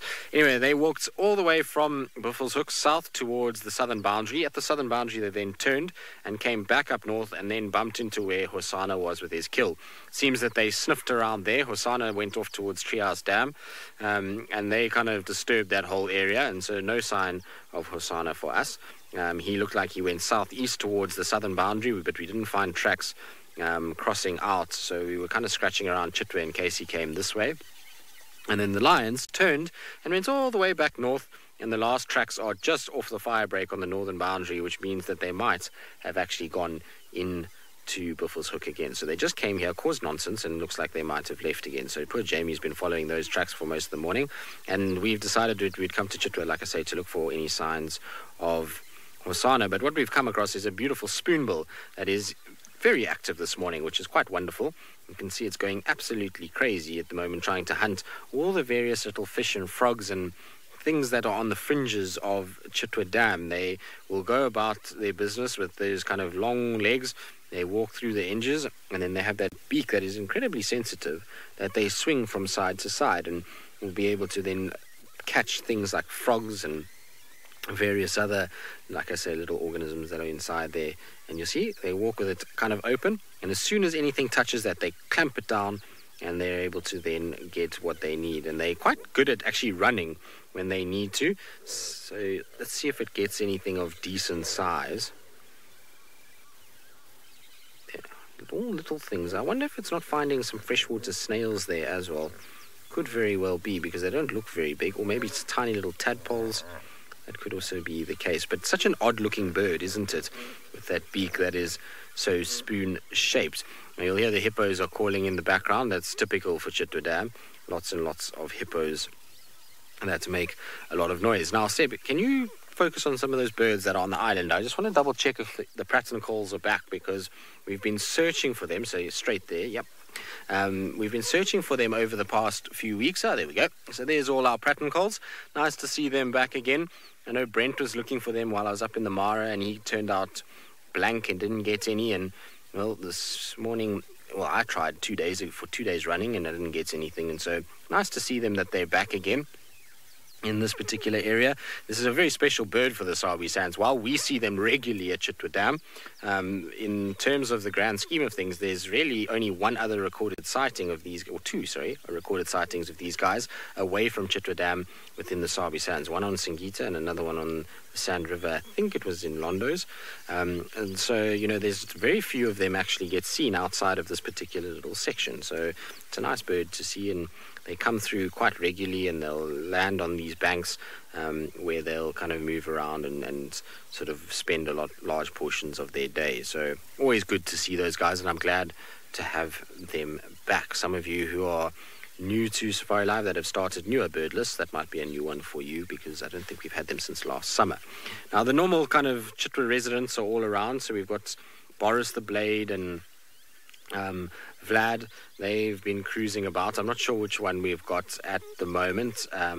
This particular croc over here, I think this might be Boris. It doesn't look as big as Vlad. Vlad is the bigger of the two, and so it's tricky to say, though, because the one's got a missing tip of the tail, which is how you can identify them easier, but this one's tail is in the water at the moment.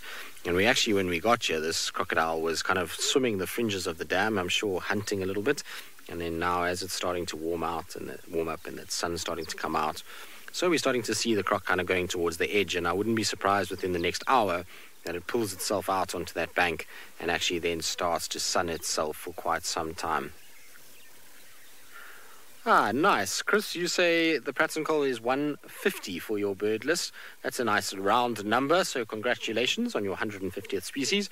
It's a nice bird to actually have for your 150th species with us on Djuma, so you have got a nice one there. Sometimes, you know, you get to these kind of little milestones that you want to get to, like 150, 200, 250, 300, these kind of things, and sometimes it's the most mundane bird. It's always nice when it's quite a special one that you get to a nice round figure with. I know it really doesn't mean much in terms of the actual numbers, but it's always nice, I think, just to have a special bird to round out those certain numbers.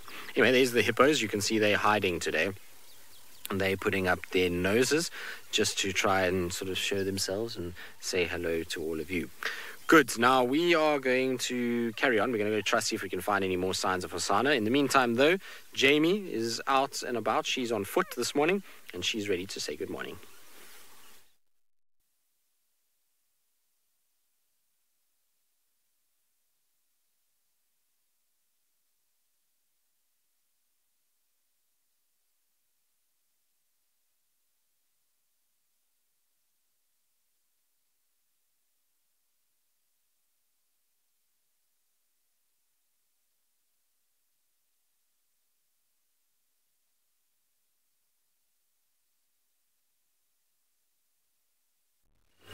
Now, it seems like Jamie's got a few gremlin issues, but I want to show you a bird that's going to fly quickly, so Seb's going to have a bit of a challenge here.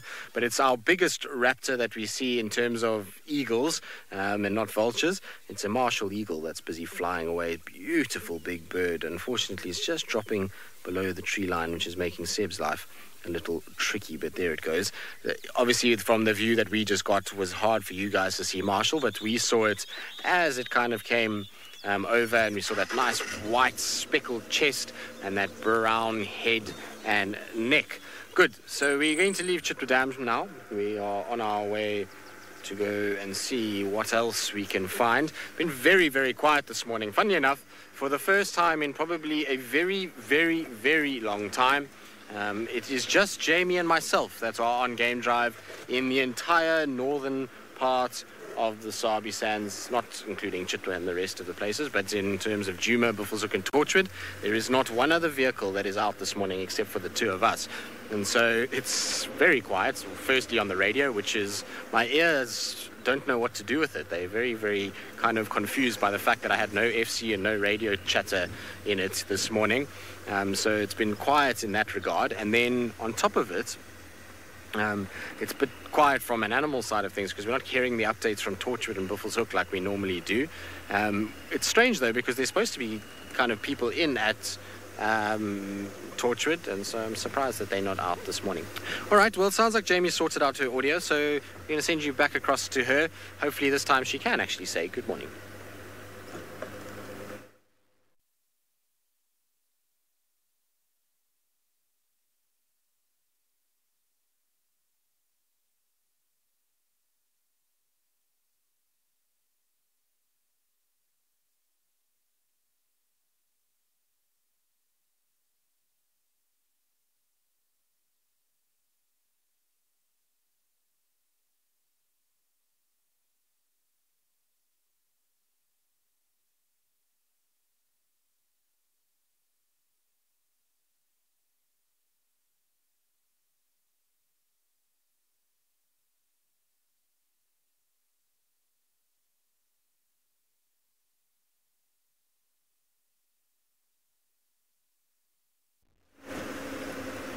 Well, sounds like Jamie still can't speak to all of us and still doesn't have any audio, so, well, you're back with me.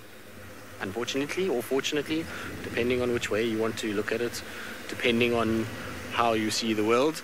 Anyway, I don't think Hosanna has come this far. I want to just head back roughly in the direction that he was heading. He was kind of walking. The last track I had was crossing southeast over the Mulwati towards sort of Leadwood Firebreak Junction. So I just took a gamble and came this way in case he had already kind of walked quite far. The thing is that the lion tracks that we found where he was around on his kill yesterday those lion tracks already had quite a few scorpions and beetles and things over the top of it, and so that indicates that it was early in the evening, and so Hosana could have walked quite far, except that he would have had a really big fat tummy last night, and so that wouldn't have really wanted him to. I'm sure he didn't really want to move as far as he was probably pushed. Now, before we go any further, we'll try and do a little segment on termites, because I can see lots and lots of termites that are busy little bees. I suppose they're not bees, but busy little termites building a new section to their mound. So there you go, you can see lots and lots of them.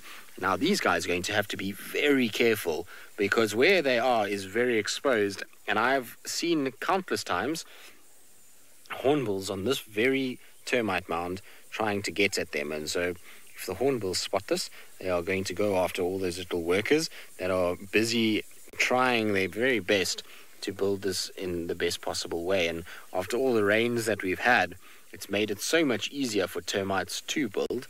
The soil is much softer now, and so digging up particles of soil from down below there has become a lot easier.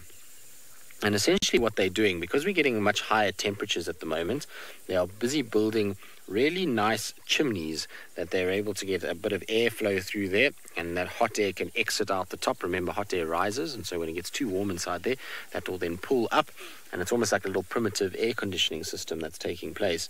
And these guys are then able to kind of keep that mound at an optimal temperature. You'll find if it starts to get really cold, or we get kind of heavy rains, then what they do is they generally close those up, and they'll kind of cap it so that it will insulate better. Now, fern, this particular species, no, but you do get termites that will nest inside trees, and will build nests inside like a rotten part of a tree. But this particular species, no, these are kind of ground species. Often you'll find termite mounds also at the base of a tree, with a tree kind of growing out of it. Now, normally in that case, it's not actually the tree that was kind of attacked by termites. It's normally that the termites in that area have built their nest, and because it's such a fertile soil that grows there, that is there because of their saliva and their feces and the material that they bring within their mounds, it's often a great place for trees to grow. And so you often see things like jackalberries, scotias growing out of termite mounds, and it's normally after the mound started rather than the termites attacking the tree and building a mound around the tree itself. Very nice, though, to see lots of activity in our termite mound. Good. Now, it sounds like James has got a comical sighting up in the Masai Mara, so without further ado, let's send you back across to him.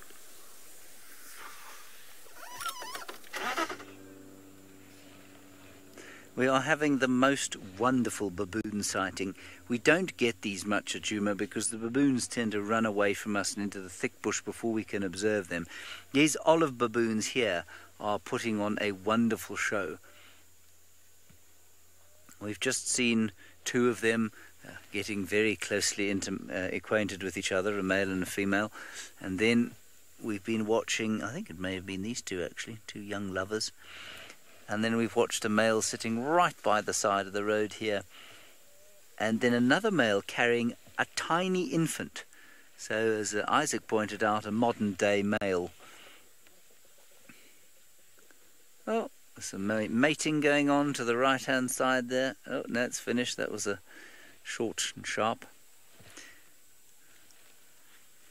Now, these baboons, once you get into their behavior, they are utterly fascinating, and I suppose they're so utterly fascinating because I suppose their social interactions quite closely mirror our own. And what you will have here is a number of males. Difficult to tell. Oh, there we go. There's a bit of mating going on again. We've moved away from the mating simply because there's another car coming through here. And the big males, you will find, have a very strict hierarchy amongst them. And interestingly, the ones that are at the bottom of the hierarchy have got hugely elevated stress hormones. So they live in a constant state of stress, which means that they are prone to ulcers, they are prone to diseases, they are prone to all sorts of things that, interestingly, isolated human beings feel. and are prone to. So they get things like, they actually even get high cholesterol, dangerously high cholesterol levels despite their diets from the amount of stress that they experience, whereas the older or the more dominant baboons don't. And even more interestingly, as you watch what's going on here, these kind of social interactions, this grooming, you'll find big males. I'm just trying to see if that maybe is a male. I think it... no, it's probably the mother. Big males who don't try and impose themselves on the hierarchy, so who are just chilled out, basically. They live in the troop. They don't worry about being in the hierarchy too much, and who spend their days doing this, grooming and chewing the fat with sometimes females, sometimes youngsters, playing with youngsters. They don't have high stress hormones or the effects of high stress either. So they are so similar in so many ways to our own species. We don't do a tremendous amount of allo grooming, but well, some societies are quite affectionate to each other in that way.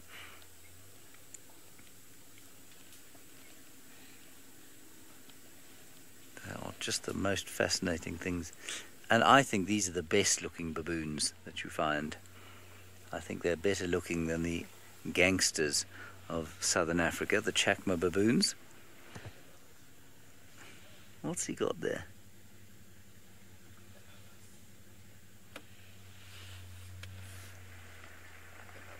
Oh, the lovers. Are those are the two lovers? I see. Deborah, you say that you could watch baboons all day. I feel very much the same. I just think that they are magnificently fascinating. Oh, yes, they are lovers. Look at that. That's a fairly young couple, or in fact, very young male. And now he's charging across the road.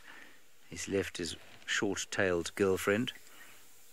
She's a bit of a cougar to be consorting with a young fellow like that.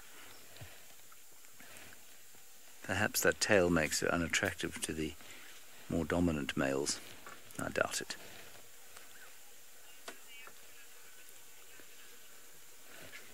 I'm not going to repeat what Louise said to me.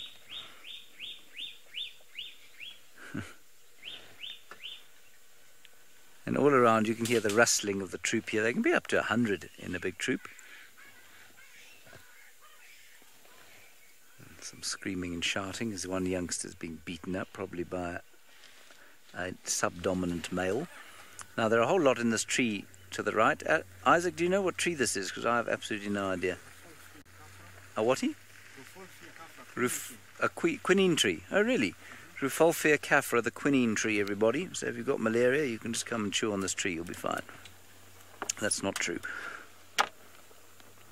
So they're playing in the quinine tree, and I'm sure they're finding things to eat in it. I can't see which bits of it they're eating.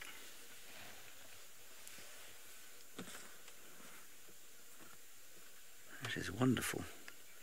I've been wondering what this tree was forever.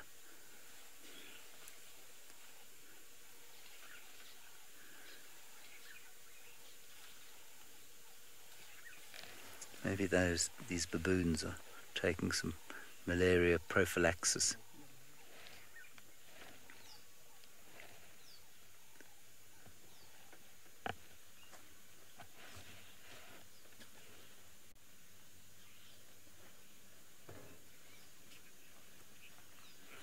No, Louise, I don't think baboons get malaria at all. I don't know why they don't get malaria. I really couldn't tell you, I'm afraid. I'm just waiting for yet another car to go by. That's the problem with this bridge. Although there is often a lot of action here, it is the only way for people to get through this area. Did you hear that? I've just got to quickly take a picture of the person taking a picture of me. They see this yellow square on the car. They go, oh, it's Nat Geo. Well, yes, that's how we roll.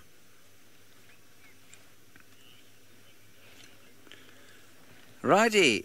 Now, Jamie Patterson, of course, is Nor is quite fit and strong, but today obviously she's decided she doesn't want to take a long bushwalk, and so, well, for the next 20 minutes or so, she's decided to join us. We live in hope. We really, really do. I mean, we wouldn't survive this particular job if we didn't. Can you hear me? Can I do that all again? Should we give it a go? Because this morning's really not going according to plan. Woo! You can hear me. Morning, my name is Jamie. This morning Senzo is on camera with me, and our morning has not gone according to plan. So we were having the best time because Tristan and I are the only two out here. So we were driving round and round searching for these lions. We've just found the freshest set of tracks. We were following them right there. Then we walked into a herd of very angry elephants. So we did what's known as a tactical retreat, which by tactical retreat I mean we legged it up through a drainage line and out over the top. So we're here now, which is why I'm slightly out of breath, because we moved at high speed. Whoa! Cool! Something to show you, since apparently my lips are not in sync with the words that I am saying. It's a tick! A highly, highly unpleasant looking tick, although I suppose you could say, in its own way, it's quite beautiful. It sort of looks as though it's got hearts on it. There's definitely a heart on that shell there. Look, that's a heart. It's got little love hearts to tell you how much it loves you as it clambers and sort of embeds its head in your skin. Tick hearts. Funny. They, of course, could be responsible for something called heart water. Now, the reason that this tick is here is because we are on a massive, massive game path. And I love game paths because to me they tell you about a pattern within the bush. It's a path that the animals have walked for so many years that it looks like a hiking trail, backwards and forwards to water. So I love game paths because they tell me that the bush has been surviving this way for long enough to create something like that. Now, on the squarry bush, on the stick, this is the final phase of this particular tick's life cycle. So they go through, some ticks, particularly the large ones like this, go through a sort of a multiple cycle. So they'll start out as larvae and then they pupate and they get bigger and bigger and bigger each time. Now, this one is aiming for a big animal, something like a buffalo or a rhinoceros even. And once it does, if an animal walks past here and brushes against this, I don't know, Senzo probably doesn't want to give a demonstration. Let's see how quickly it moves. If I were to brush up against it. No, it doesn't want to come to me. I'm not big enough, clearly. Not enough blood. It is correct in that. Since my malaria episode, I've been decidedly wishy-washy. So it doesn't want to come to me. But it is going to, when something brushes up against here, it's going to jump off. And then from there, it's going to feed and feed and feed and feed until it's ready to reproduce. At which point it'll drop off, reproduce, and the whole cycle starts again. Nobody really likes ticks. They're not particularly pleasant. I mean, in terms of the importance within the natural world, we all... Oh, good. I was starting to get a bit awkward because I wasn't sure if my lip sync was in or out, but we're good. So in terms of importance, well, they weaken already weak animals, basically. But otherwise, they really are quite a nuisance, and they embed themselves. They create very, very intense itchiness on the skin, as many of you know. And of course, they also transmit a type of rickettsia, tick bite fever, which at one point we thought maybe Patrick had, for he was looking a little wan. But there were no tick bites.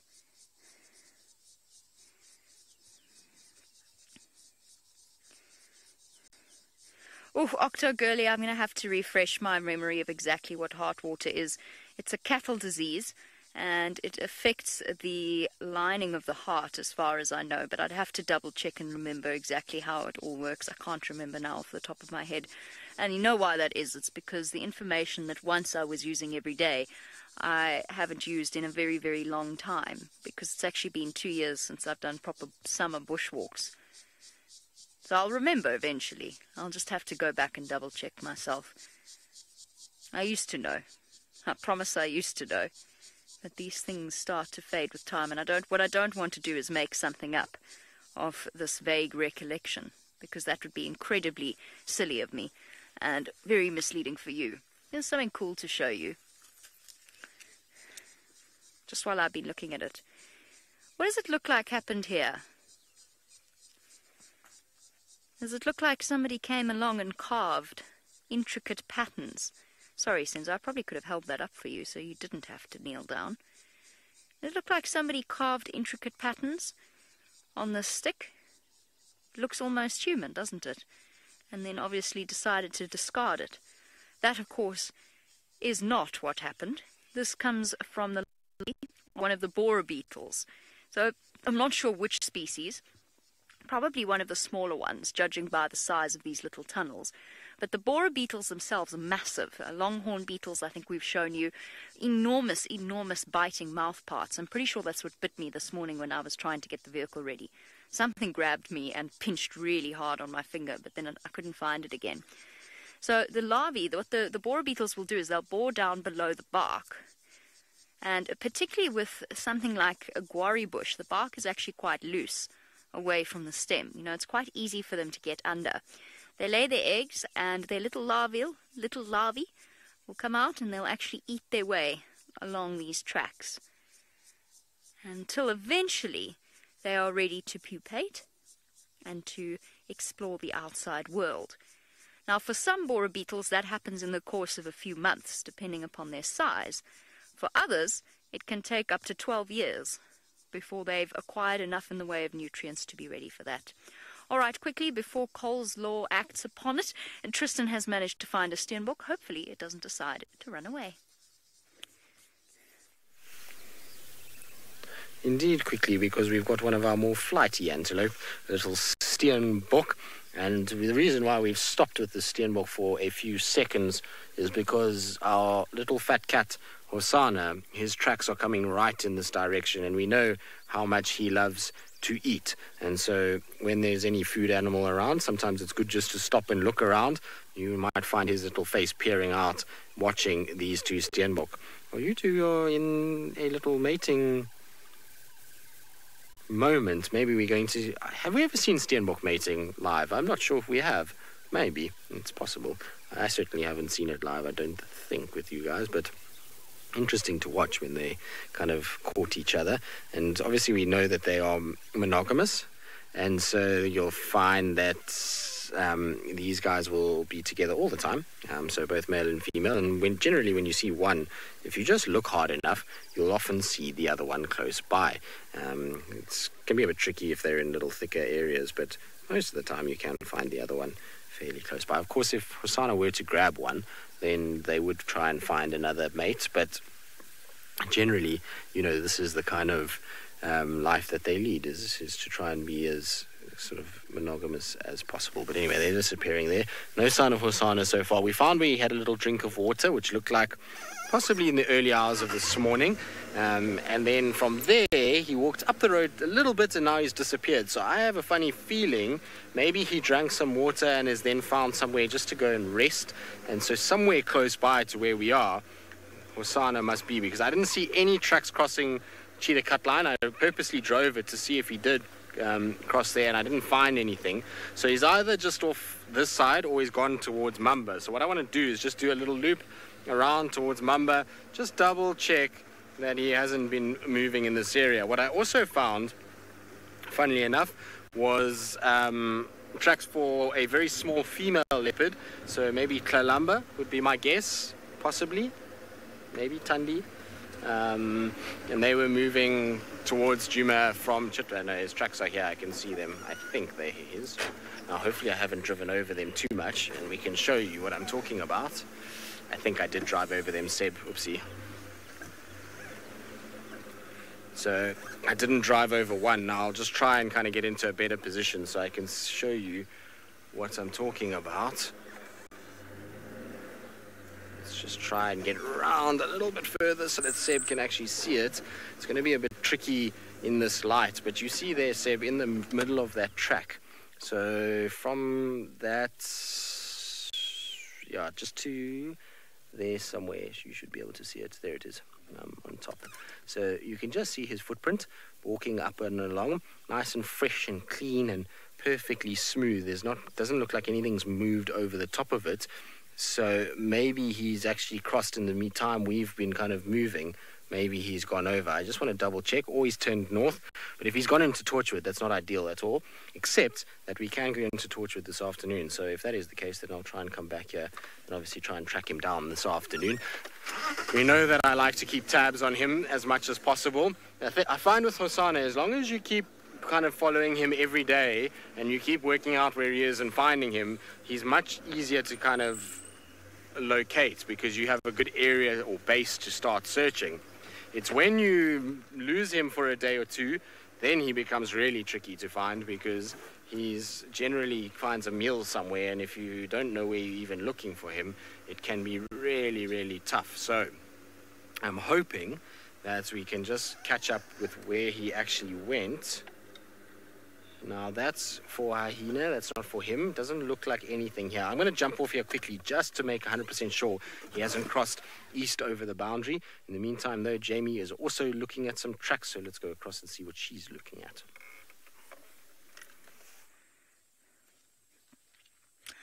All right, so Tristan is absolutely correct. Hosana can be very difficult to find over the course of a few days.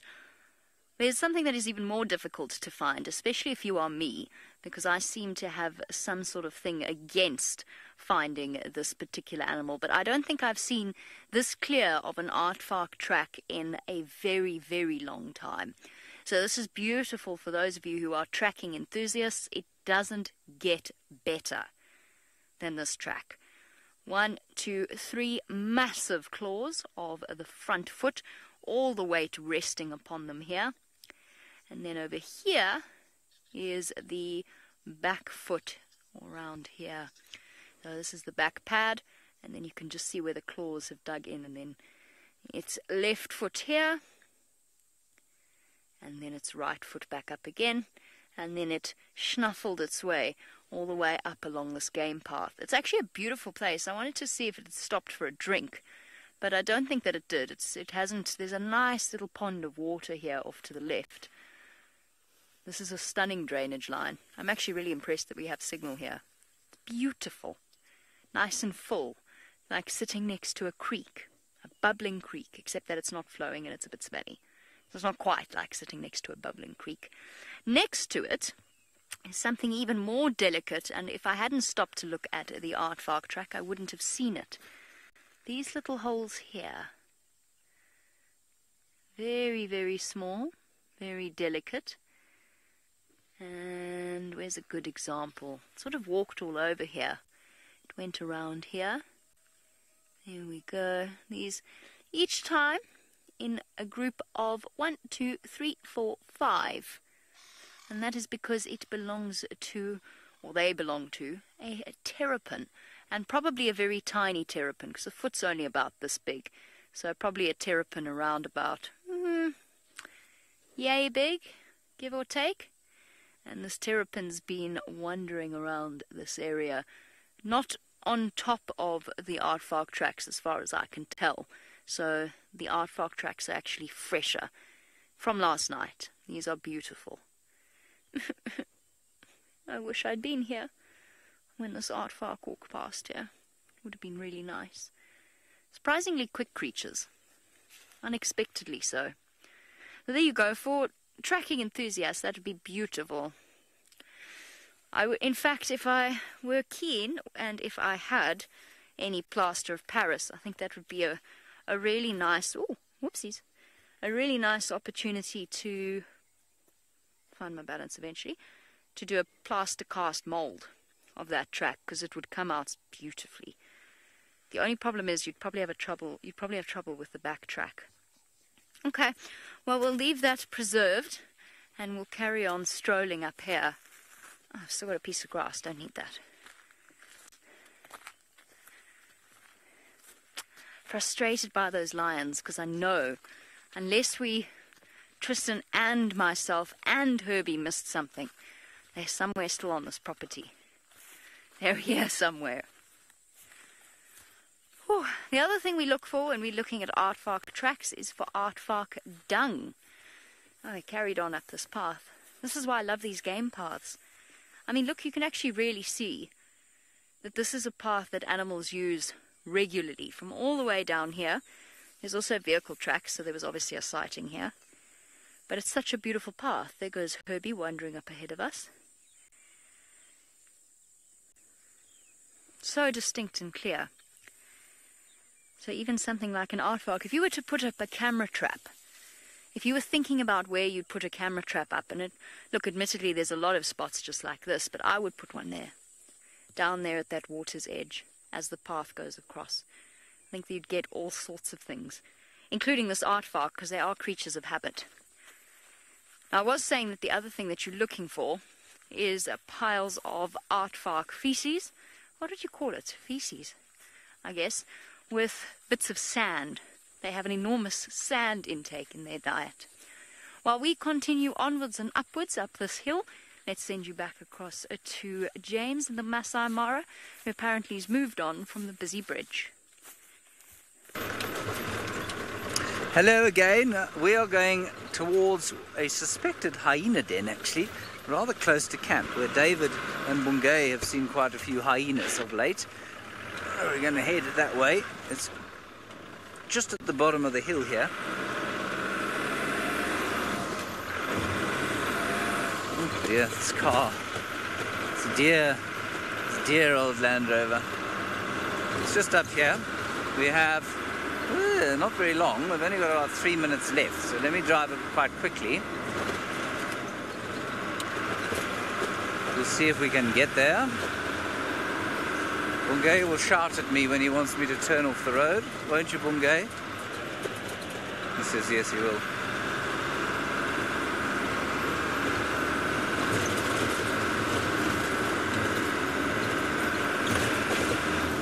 I don't think it's far up here. Just keep going. Okay, we're going to keep going.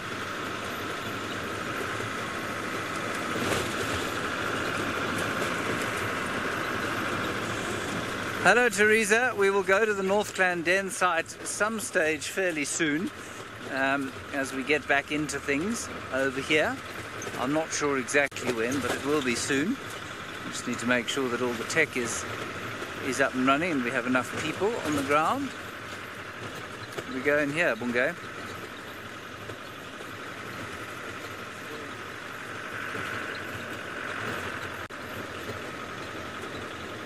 About here. Alright, so we're going to go off-road here. Let's see if we get lucky. It's that one there. Oh, I can see the tracks. David has been... Oh, and there's a hyena there. Lo and behold. Lo and behold. I, of course, have been away. And there's a cub. Let's stop here and have a look. There's a tiny little cub. We're just going to look here quickly. 2 cubs. I just don't want to give them a fright. We will go closer. Look at that. Now this must be the mountain clan, surely. But I don't know that for sure. I'll have to go and check. Oh, they're tiny.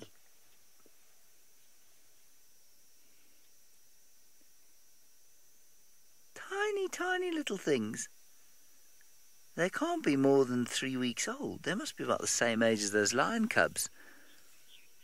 Now imagine being able to follow these cubs and those 3 lion cubs from this point until adulthood. That would be special. I'm not going to go any closer, just for this morning.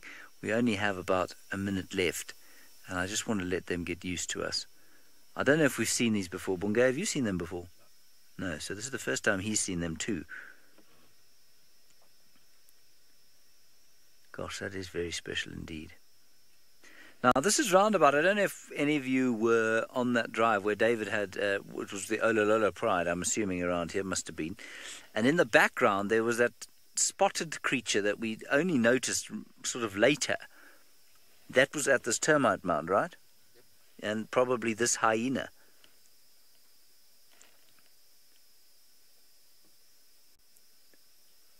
That is fantastic. All right, well, we're going to spend a lot more time here. It's very useful to have this thing so close to the camp.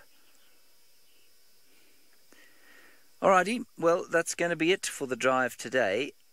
We will be back out this afternoon, obviously, hopefully without the tech difficulties, and I'm very sorry for the troubles that we had this morning. Until then, thank you for your questions and comments. We will see you a little bit later today. Bye-bye.